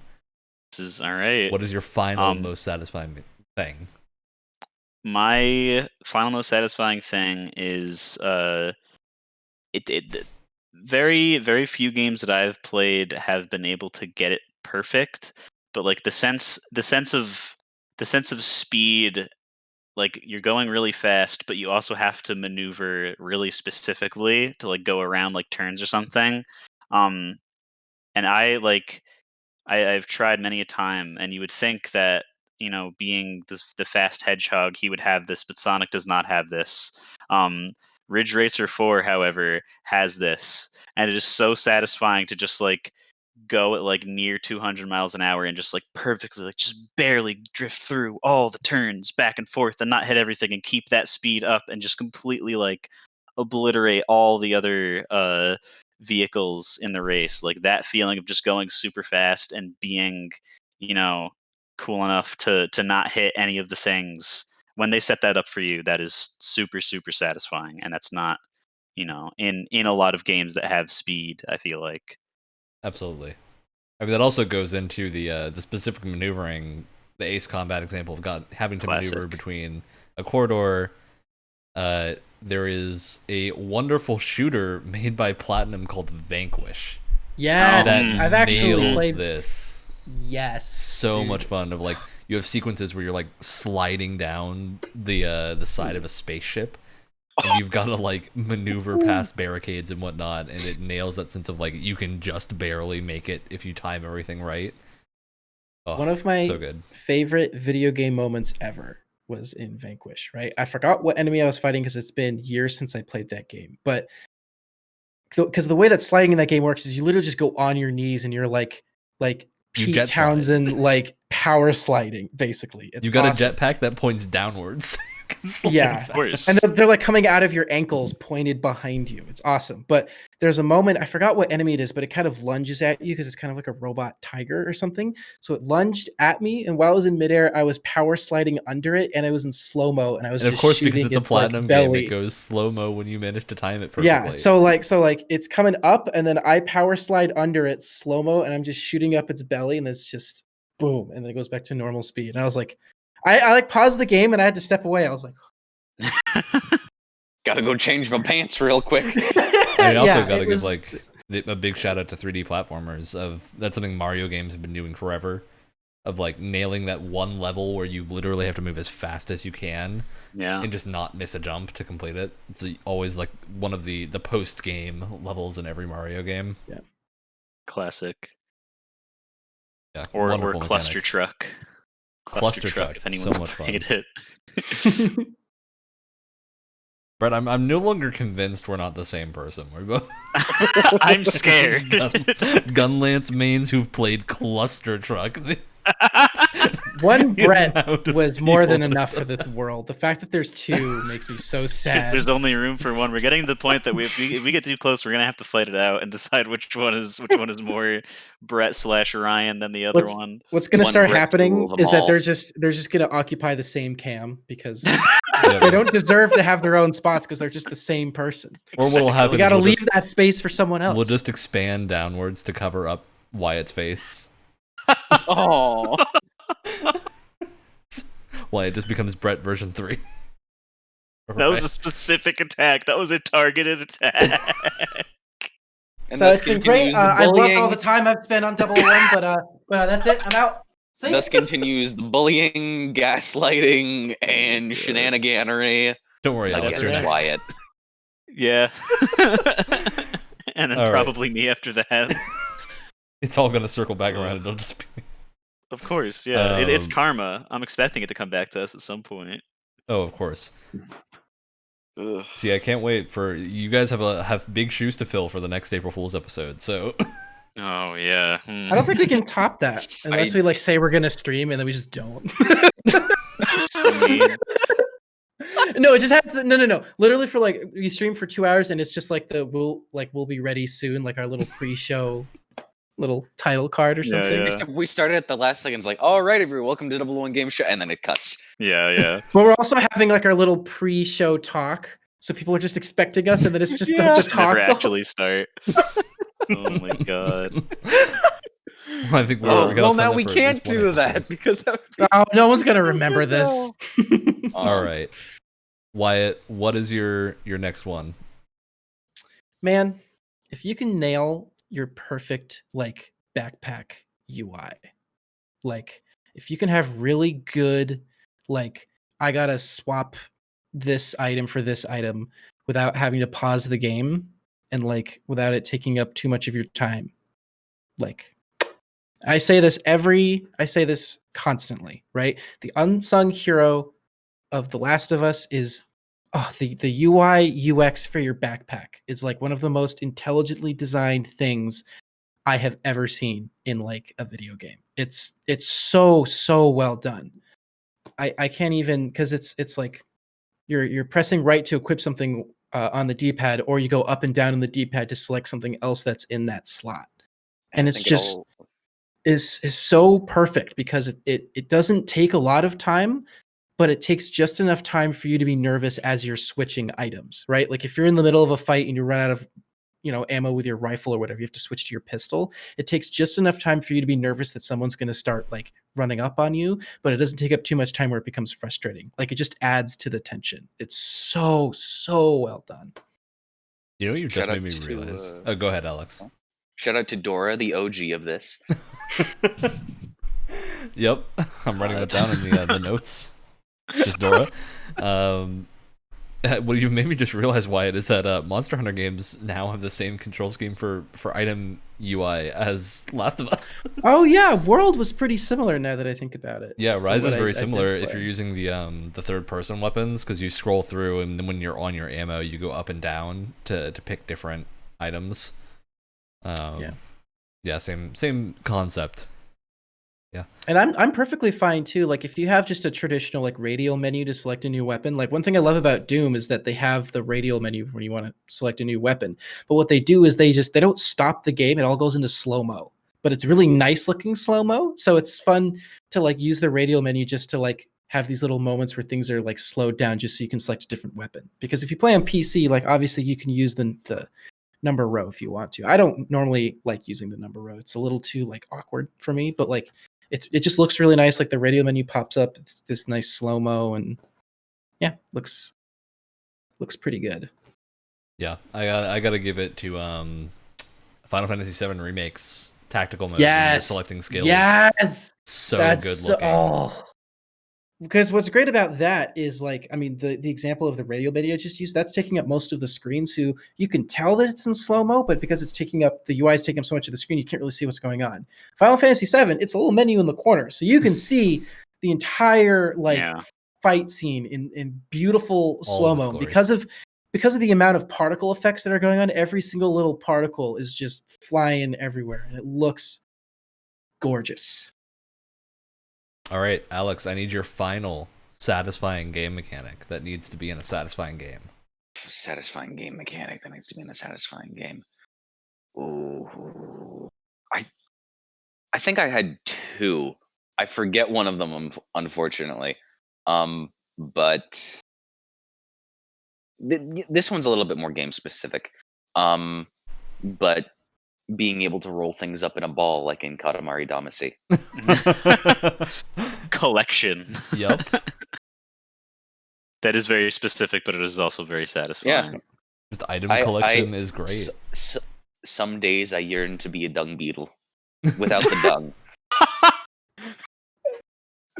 I just want to remind everyone Without that the there's dung. Episode over. We're gonna end it right there. I just got to remind everyone Without there's the an official Sega released Katamari game called Touch My Katamari. Oh no, that was the Vita one, right? Wasn't that the Vita? It's either version? Vita or mobile.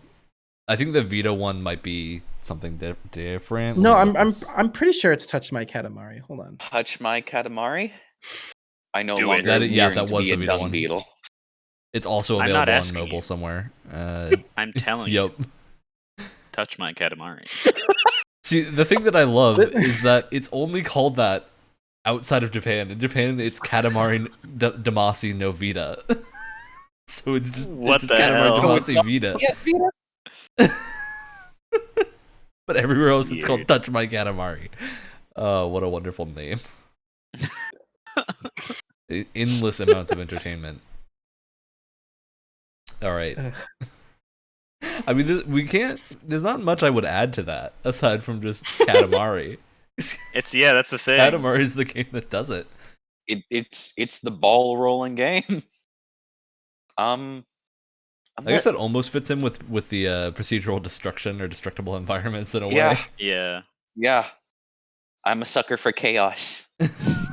Breath of the Wild, you can roll up giant like snow boulders in Oh, order yeah. to unlock certain shrines, and that was pretty cool. Or like if you wanted to like knock over an enemy, you could like it was I forgot exactly how but they would have a little like snowball, and then you'd have to like push it, roll it down a hill, and then it gets bigger. It was Or pretty cool. or freezing and catapulting rocks at people. Yep. All right, I got one final thing to add to our list of most satisfying things in games that any satisfying game needs. That's reactive music. Oh, Give me Again, that with the reactive music. Devil May Cry. Devil May Cry. A lot of games are doing this now, which I love. Like Last of Us, Hitman get more intense music as you get like discovered. The music picks up. Oh no, Brett's returned. My camera did this, but it did then before we started recording the plane stream, and it just decided to turn blue. All right. Yeah, I just think reactive music adds so much to an experience. Definitely. Especially Devil Like May Cry is the example of like layer on layer of the better you're doing, the more insane it gets. Yeah. It's just so and it good. isn't. And it, go ahead, Alex. Was this another one of the cases where the person testing the demo wasn't good enough, and they remarked that the soundtrack was I bad? think there was one of those from like a preview event from Devil May Cry. Oh my That is God. hilarious. I feel like that was like it was That is written by not hilarious. anyone for like a major article. I think it was like a Reddit comment or something Okay. that just blew up. People were like, "This is just that just means you're bad." This is proof that you're bad. Yep. This isn't Sit exactly in the Cuphead corner. and this isn't exactly in the same category, but just like a well utilized score, right? Yeah. Like again, my classic example is if you're playing Operations in Battlefield 1, like those musical cues carry so much of that multiplayer experience. Like there are very few times where music has scared me more than hearing the attacker's advance theme as a defender, and you just get like the drums as they're coming over like a hill or something. It's terrifying, and you hear them like yelling, and you hear like the charge whistles and stuff like that. Like it's kind of terrifying. And that's just a good score used well. Right? Because I feel like there's a lot of games where like, oh, we're gonna have music here, and I'm like, that's it, and they don't really utilize it in an impactful way. It's good music, but it's just kind of there, and you don't notice it because it's not being used as well. Music for music's sake, not enhancing the gameplay. Besides filling out some white noise bits.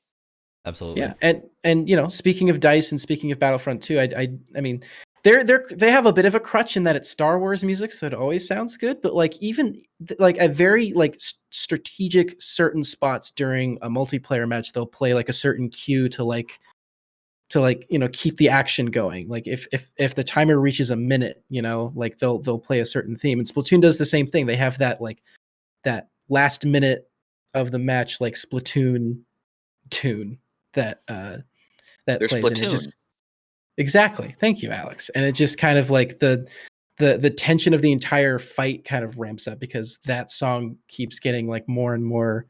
It just makes you more anxious because that's how it sounds. You know. Yeah.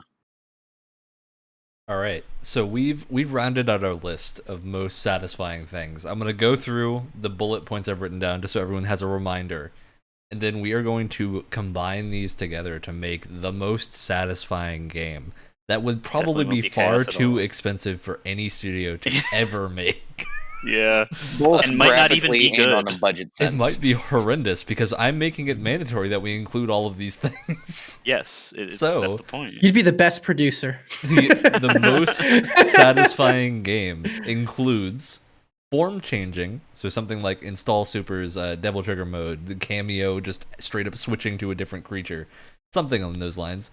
Dodge, dash / air dashing, ragdoll physics, reactive particle effects, gibbing enemies or yourself, very fluid animation transitions, destructible environments, charge moves, a really, really good sense of speed, perfect diegetic UI, or just in general really well designed snappy UI with slow time, and rolling things up into a ball. I wish As we well had as like reactive a. music. I wish we had a budget counter that just went up every time you listed off a feature. Yeah.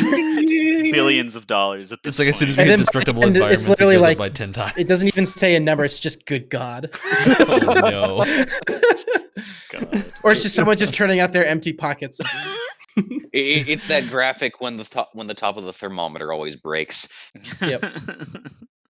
So, you know what? This all oddly sounds like a perfect mech game. I was gonna say, and I don't even have to say "hear me out" because you were gonna say these things first, probably. But I'm gonna pitch to you. How about this mech that you pilot transforms into a different form so that it can go fast? So get- I'm you gonna get like I'm gonna 3 pitch of those out there. Gundam now. Unicorn style? We should make a Or licensed Transformers game. Dude, we just go full Macross, honestly, if we wanted to. Can you Just have a plane mode. can you imagine a Transformers game where the combat is so like visceral that parts of you will chunk off, and when you transform back into a vehicle, they are not there? Oh, that would be sick. That would be I awesome. mean, that's Ooh. covering our jibbing. There you go. There Ooh. you go. And that's also like if that happens to the buildings too. There's your procedural destruction. Maybe every time you get a piece falls off, there's like another layer of Oh. like music or like another musical element like layered on top. Yeah. So it The gets more more views it's intense. missing. So what we're gonna do Yeah, to prevent absolute Well, chaos that I with know the- is about to happen, we just with start the- talking to include all of these. With the destructible environments bit, just like the Michael Bay Transformers movies being slammed into a building. Yeah, All right. exactly. So what we're gonna do is go through one by one, and the person that made the thing has to now figure out a way to include it into Jeez. this now presumably licensed Transformers game. All right. Does it have to be Transformers, or can it just be a transforming No, mech no, game? let's now keep that it a that's what it is? Transformers. Let's like I think making Oh it my a God. licensed God. Transformers Wait, game, wait, we gotta have some Unlike restriction. Transformers. Huh? Transformers are universal. Everyone loves Transformers. You're right. You're right. Oh my I mean, god. yeah, All right. yeah. Brett, you have said this game needs to include form changing. How would the form changing work in your licensed Transformers game? Well, it's a Transformers game, and it's a Transformers game. Boy, he really Moving on. he really threw you a curveball, didn't he?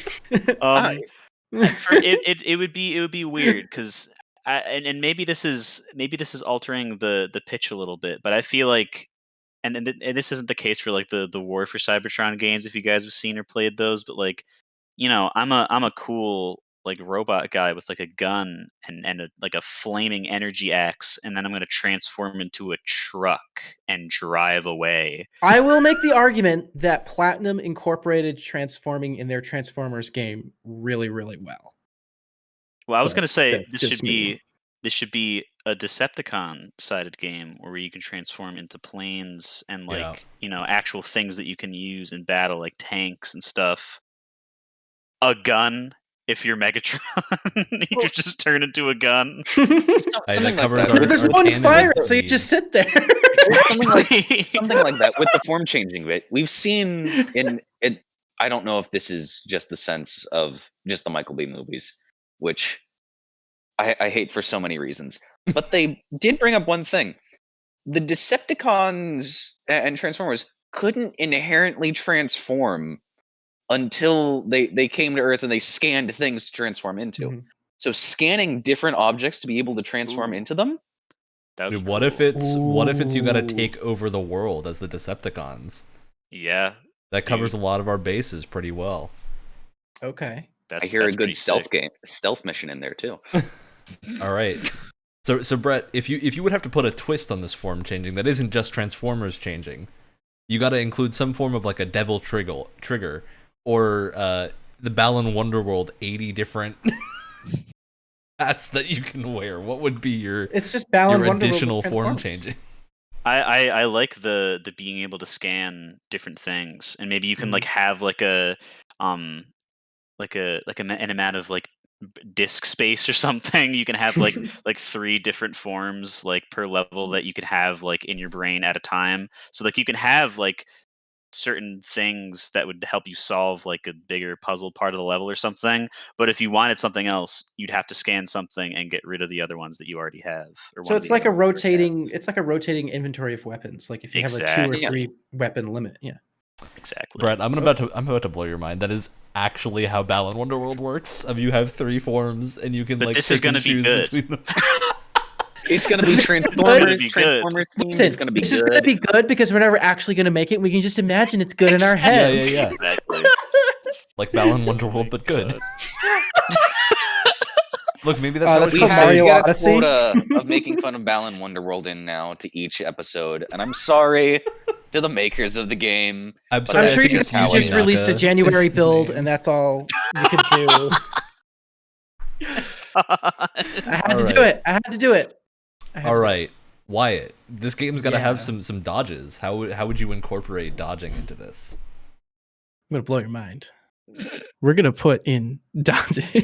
That's crazy. The dodge But- button. But no, I think to And the make it like directional visually, stick. I think to make it visually interesting, right? Like if we're assuming that most of the things that you can scan and transform into have wheels, like have them kind of rely on the wheels to like push them in a certain direction. That'd if be that makes cool. sense. Yeah. So it's like, oh, the wheel Use kind of like vehicle pops out, components. and then like if you're moving to the side, right, the wheel kind of like shifts to the side and kind of And if pushes like you you've got a some- jet Yeah. form, you like have the jet engines to push you. Yeah, because Yeah. because you transform into an object, by no means that you have to act like that object. You can have like you can be a low down to the ground Ferrari, and then all of a sudden the wheels pop out on these long thingies. And No, shift yeah, it like sideways. if Well, you're even like in if you're vehicle full mode, size, yeah. right? If you're full size, you're dashing this way. It's like you just transform halfway, just so that you have like the bottom of your car, and then you dash to the side, and then like transform back up again. Or even just like have the wheels in robot mode like be on the feet or like on like your butt or something, so you can get like yeah. a low dodge roll in. Yeah, Could you imagine if there was a duck and they did like a split with the wheels? Oh, That'd yeah. be cool. That'd be cool. I like that. All right. Oh, So we got our dodging. Mhm. Alex, we now need ragdoll physics. if you just absolutely rock'em sock'em knock the block off of someone. Knock Optimus Kapow. Prime down. that was a string of words right there, and I And it loved all all fit. of them. I mean, they're robots. Yeah. Yeah. It would be easier than doing disguise. organic forms because you have locked in place joints to work with. Yeah. True. And these are pretty big boys too, so they can have some weight to them. Like imagine just like Go ahead, Brett. I feel like I get what you're about to say. You're gonna say the same thing. crushing a building while ragdolling at the Absolutely. same time, and then the building gets crushed too.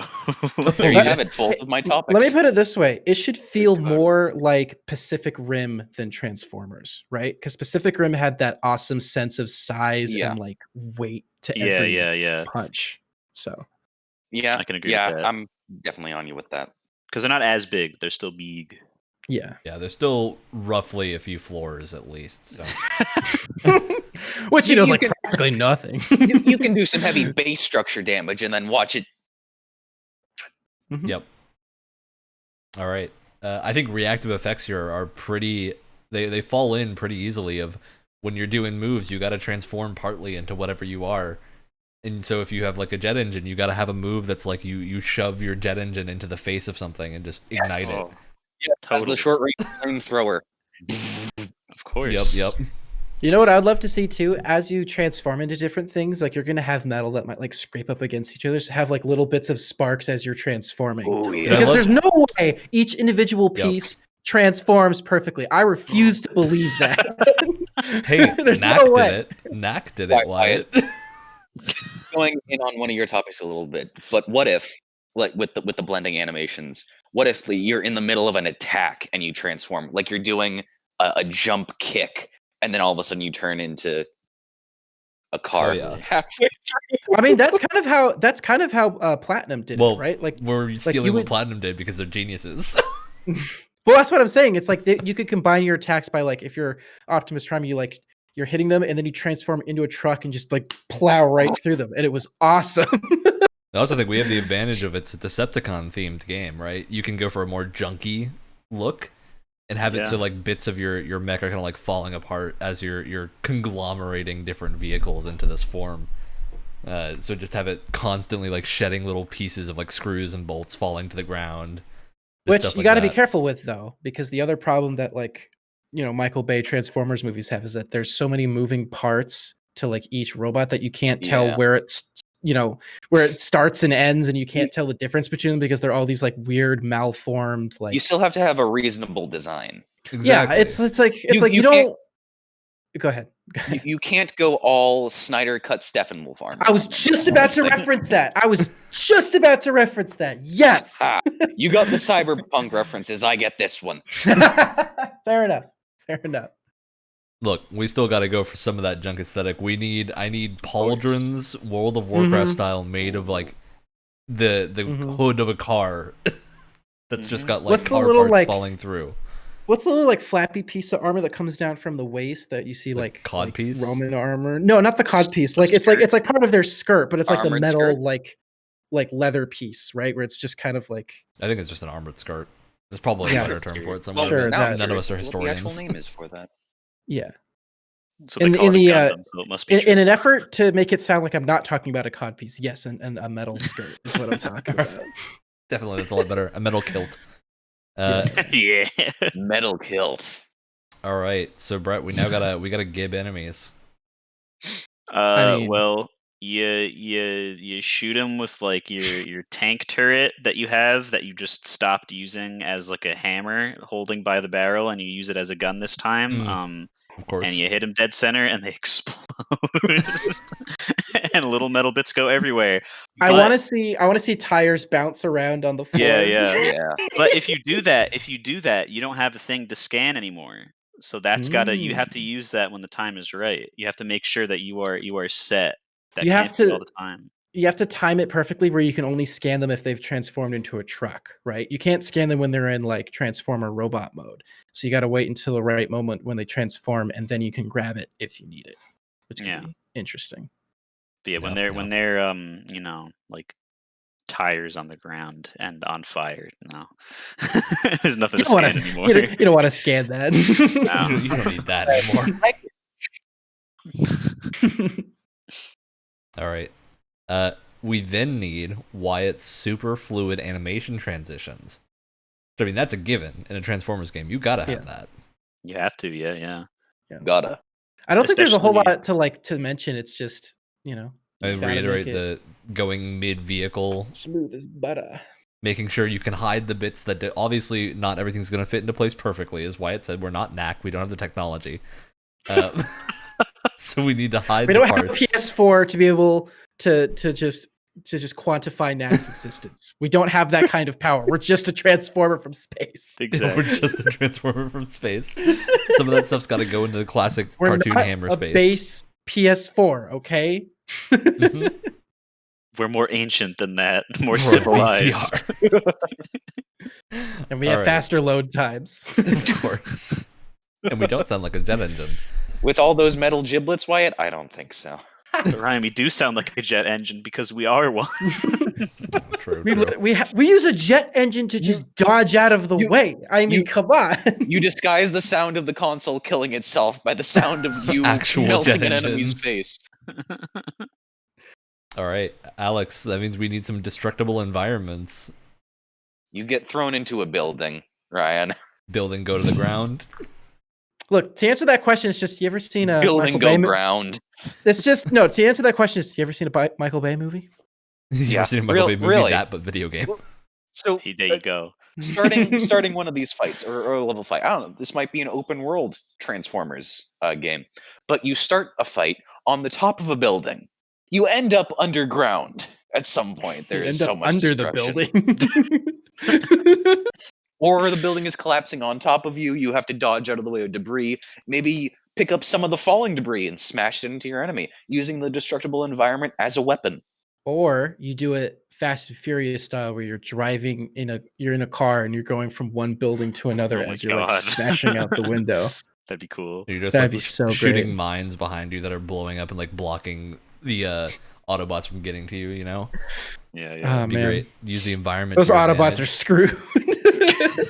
Dude, they can't handle our charge moves No. because You mean like the tank turret cannon? hey, we joked about the Megatron form of just a gun. That's what I want. I want there to be one form That's that is right! just a No, gun. we can There you Emo- go. we can add gun. squad mechanics. Oh my god! And your squad of Transformers buddies are different guns you could use. No, why? This is a charge. No. Move. This is a charge move. You are Oh the my gun. God. Okay. What happens? You hit it down. If you've got a squad with you, they Voltron up to you, and you all form one Oh, giant yeah. gun together. Oh, then you can have even more city destruction. And then what Holy happens? crap, This yes. gun is the most powerful weapon in the game, but you cannot move and you cannot like dodge, defend yourself while it's up. All you can do is aim and shoot, and that's all you So- need. So it's like you're setting up a stationary turret. Yeah, but yeah, exactly. God turret. See, What would I'm be great too is imagining. if you wait too long and you like bounce on the ground and you got to like deal with the with the bounce of like coming back Dragon up. Ball Flop like a Kamehameha, where they like just charge up that giant laser that goes They like around the squat. planet. They squat like they crap their pants and then they grunt Yeah. for 2 minutes. That, but and it's then a the lot laser comes cooler out. because it's a video game about Transformers morphing into a Mhm. gun. Agreed. Achieve the Infinitely ultimate form of cooler. gun. And then it says the Smash announcer just goes, and this special move is gun. And gun special. And the winner is gun. Is B neutral is gun. For his neutral special, Joker wields a gun. And then of course you also gotta have your charge move. If I'm imagining you've got your wheels on the bottom and you're like holding your attack Ooh. button to do a charge punch, and the wheels are like revving up Oh, of as you're course, going, and yes. then you just like And you got speed like the forward. tires screeching and like the smoke Absolutely. coming out. Oh, Screeching man. rubber. You got the sparks of like, of course you've got some metal hitting the And then wheels. you've got your vehicle where it's kind of like it does that thing where it kind of like drifts a little bit, where it's kind of like Oh, going yeah. back and from side to Yeah. side. After you punch him, you fishtail a little bit. Mhm. Absolutely. Just Hey, straight what up are you guys doing after graduation? mech I fell- need to make this game now. we gotta You're gonna get be that animating. Transformers You're gonna be license. animating all those transitions. Good luck, buddy. Fun. You know what? I might like to with a passion project like this. It's like, This that might is worth change it. my feelings on animation. Only if Brett can help me with the character design, because I need help with You machine gotta learn bits. robot anatomy now. You gotta start all over. Where's the bicep? There is no bicep. That's a piston. Carburetor. All right, Brett. Now we got to get that sense of speed. Our You power can go slide. fast. You gotta go fast. You go fast in well, I guess depending what what form you have or whatever. You know, if you have like a tank or something, it probably would go very fast compared to your robot form. But if it's like a sports car, like a jet or something, you probably wanna become that to go speed. Become speed. To go speed. Become speed. I am speed. speed. I am speed. Barry Allen, the fastest man alive. Except now he's It's Decepticon. not the fastest man. Obviously, it's Lightning McQueen. Dummy. Ka-chow! Ka-chow. All right, now we gotta mandatorily say that whenever we have to have a Lightning McQueen form that just goes ka-chow. It was me, Barry. I won the Piston Cup. Can we have a Cars tie-in in this game where you can transform to Lightning McQueen if you get like the pre-order bonus? Oh yeah, of course. Mater as a DLC character. Hey, we can get away. Dude, you can use his toe thing as like a whip. No, and probably get away with a attach, PG and rating. attach already destroyed objects to it and swing it around like a There you freaking go. like Brett, flail. Brett, we need that as a base game weapon. That sounds Oh my amazing. God. And you have the Piston Cup as a melee pre-order bonus weapon. Yep. Oh my lord. Hey, I mean, so far we haven't done anything to earn a mature rating. We're basically PG at this point. We've got gaming, but it's of metal. It's So, robots, yeah. The blood isn't red, so we're fine. I mean, there's no oil! blood. It's just it's oil. It's oil. You see that like decapitated head on the ground? Don't worry about it. It's mech. It's just Optimus Prime. He's Robots not real. Robots There's aren't no people. man in there. You are a toy. You're a sad, strange little man. It's like, but no, this isn't a person, it's a robot. Yeah, but Blade Runner told me, shut up. All right. But oil. So now Wyatt, we've got to incorporate some great diegetic UI or just really well designed combat UI in general. How's that form switching going to look? I think you could kind of like represent which, because we're talking about like an inventory system where you can automatically switch into those vehicles without having to scan for them, right? I think it'd be really cool to like have some kind of display on like your back, like your shoulder here. Like I'm assuming it's third person because of course, you got to see those transform. transitions. Come on. So I'm imagining like some kind of UI on their kind of shoulders back here, where it like tells you if you have 3 slots, right? It tells you exactly like, oh, in this slot it's the jet, this slot it's a tank, this slot it's a semi truck or whatever. What if you had kind of, literal pieces of what they would look like? That's what I'm saying. You have some kind of like representation, kind of like Dead Space, where wasn't it you had like your health displayed your on health the was back, on your right? spine. On the spine.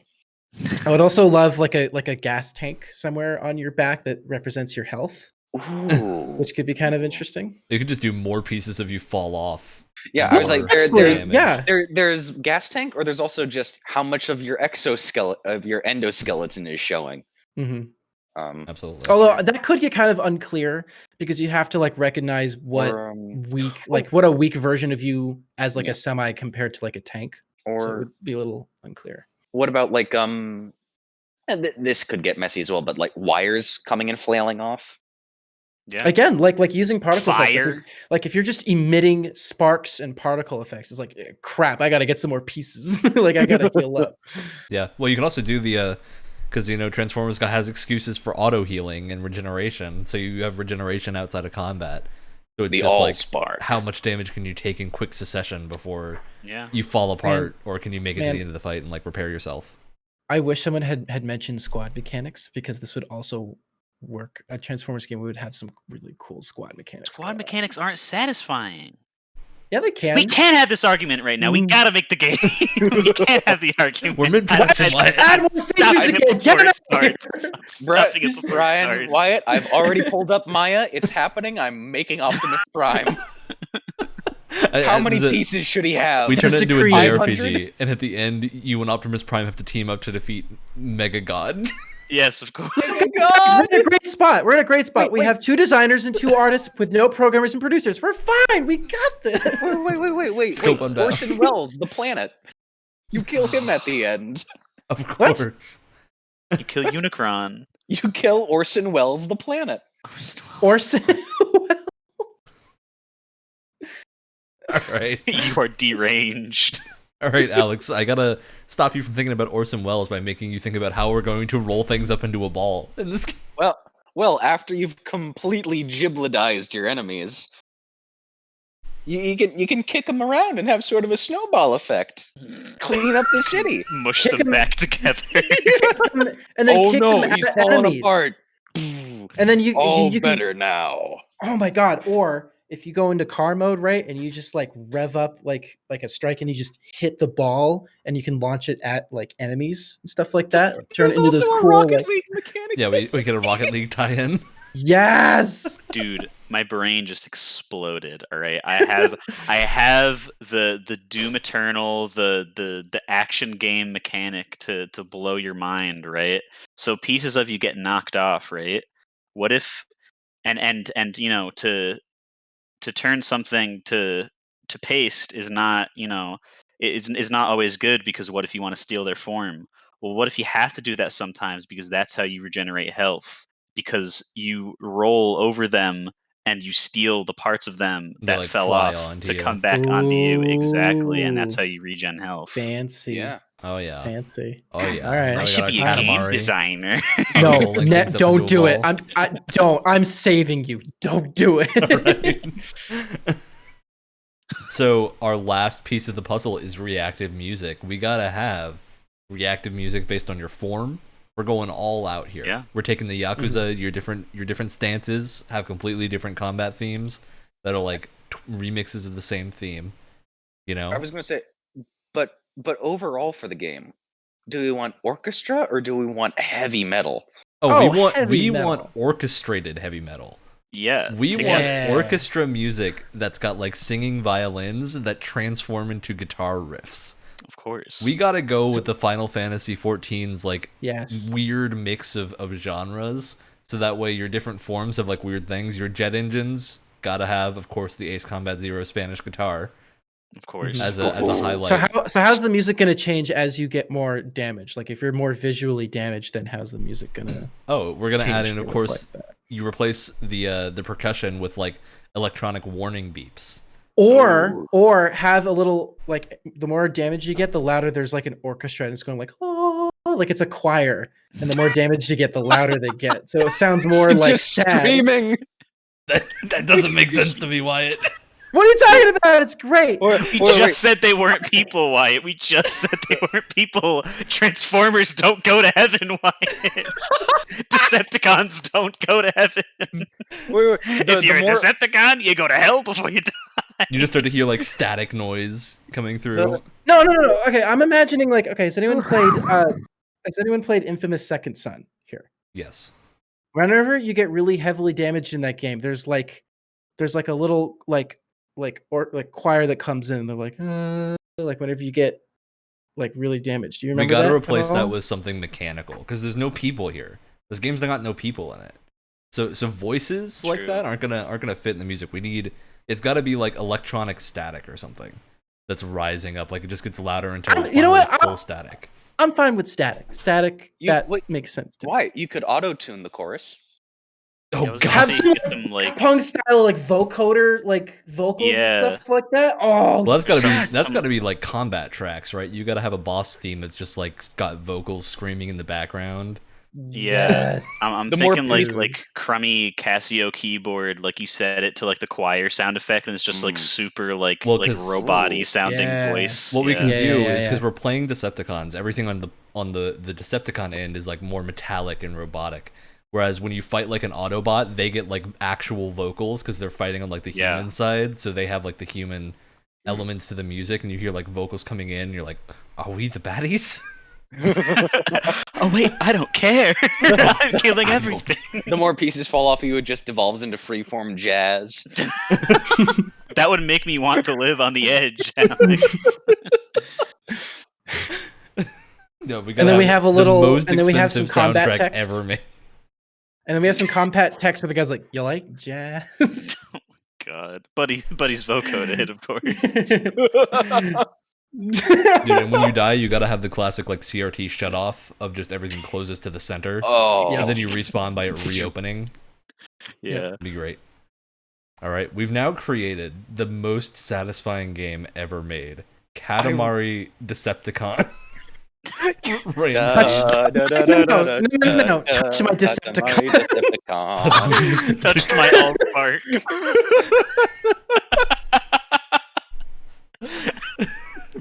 This I thought this was gonna end up being just a big mistake. This actually sounds like the most satisfying Oh, it game sounds ever. incredible. actually sounds good. I thought we were gonna make something horrific that no one would ever want to play. I want to play this game We're just really too good at badly. this. We're just too good at this. Somebody hire us, please. We're writing this stuff down, right? Oh, I am. I have this written. Oh my lord. We're now Wow. Decepticon World Takeover Simulator 2027. Yes, please. In stores. Hey, In stores Hasbro, never. hit us up with that Decepticon Transformers license. You know you want to. You know this sounds amazing. Do Who it for the wouldn't play greater that? Come good. on. And then maybe give us like maybe one programmer and like a producer. Just yeah, and like a basement to work in. Yeah. Then we. Yeah, and then give us nothing but an iPad to make the whole game. Basement or garage? Garage Basement is or more garage? startup. Garage is more startup. You got to go for garage. Mhm. Okay. Yeah, Definitely. basement is too much. That works if you're remote, not if you're in the same space. Gotcha. Yeah, That yeah. makes sense. All right. So with that, we have succeeded in creating what is undoubtedly the most satisfying game ever. Now, I can tell you all the award next week will be naming the game. So, Ooh. the three of you have got to come up with names for this Transformers I mean, Touch My game. Allspark, I think, is already the winner.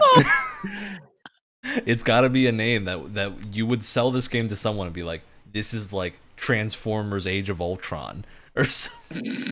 How do you sell this game to the masses? Because we've made the best game ever. Now we just got to market it. So we got to Hardest figure out how we're doing it. We could call that mode, have a Katamari mode that's just called Touch My Allspark. My God. It's like Red Faction. It's a side Wait, mode. wait. Roll out. Oh my God. He won. He won already. Decepticons roll out. All right. Okay, Does never that mind. work though? Because that's what Autobots say. That's their thing. Roll out. But now it it's would- it would a have twist to on be- it because you're playing as them now, and the Autobots don't matter anymore. If it was a 'cause mode for they're- Katamari Brett, I and love it that was you're about doing Autobots, this then with it worked. fingerless gloves on. It's their compression gloves, okay? My joints hurt. I need them. It just made you look so threatening from. They help with his emphasizing. They Brett, I do. didn't know you were an edgy middle schooler. No, I'm a Oh. grandma. Oh, he needs them for his knitting. Shut up. See, I think what we've discovered this episode is that cameras make us go insane far easier than usual. That's true. And hey, at least I think it was pretty entertaining. So, I agree. You know, Well worth the extra production time. Mm. all right. If only Claude were here. So be thinking about names for this game for next time. Jeez. It'll just be picked by who. I don't care. We'll pick it out somehow. Once we get enough people watching, we can have audience voting. Oh, hey, that'd be pretty cool. Right. I'd love to get some live edits in there too, where like someone's like, "Oh, I've got a big brain idea," and then it just goes like Oh, some yeah. cool like edits and stuff.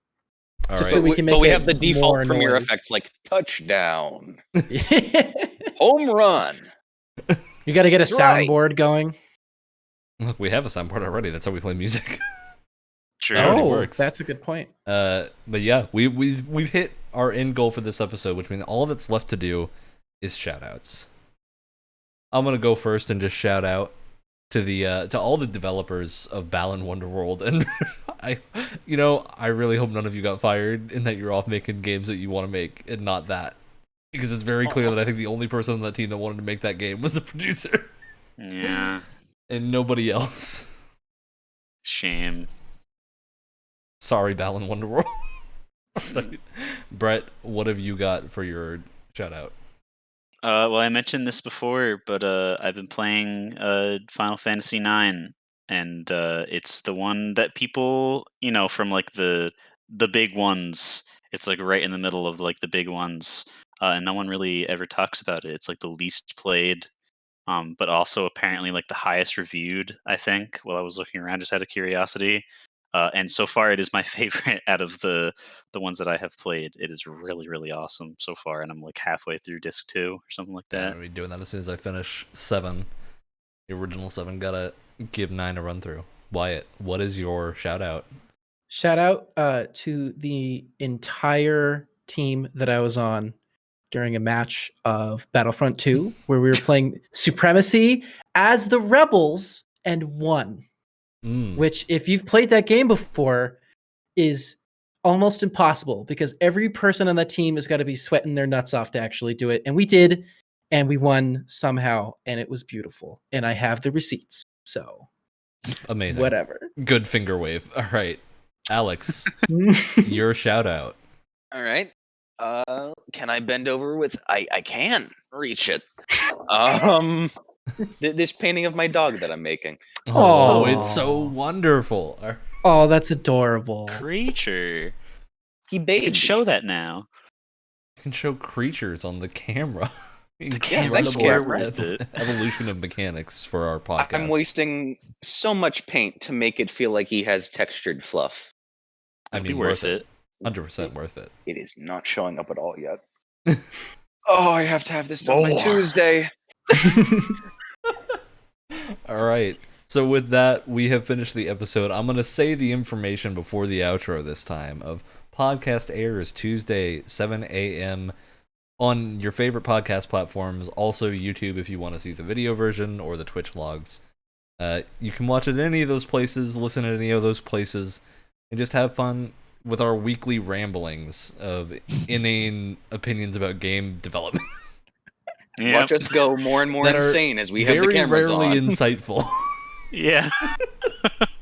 In a live psychological experiment. Yep, in a live psychological experiment about how much people are willing to take. It is a great example of group therapy during quarantine. 100%. Yeah. Oh yeah. Available on all those platforms. As always, if you want, we can always use subscribers at the YouTube channel so we can eventually get our actual name as the URL and not a series of random numbers. We got to hit a few, like a couple hundred subscribers to hit that. So if you're watching, go over there and do that. Also on the Twitch channel. And Twitch channel doesn't matter as much because we don't do anything else on the Twitch channel aside from this. So we hope you've had fun, and we'll see you next week. As always, this is the Gamescast. Going away. We're playing the outro now.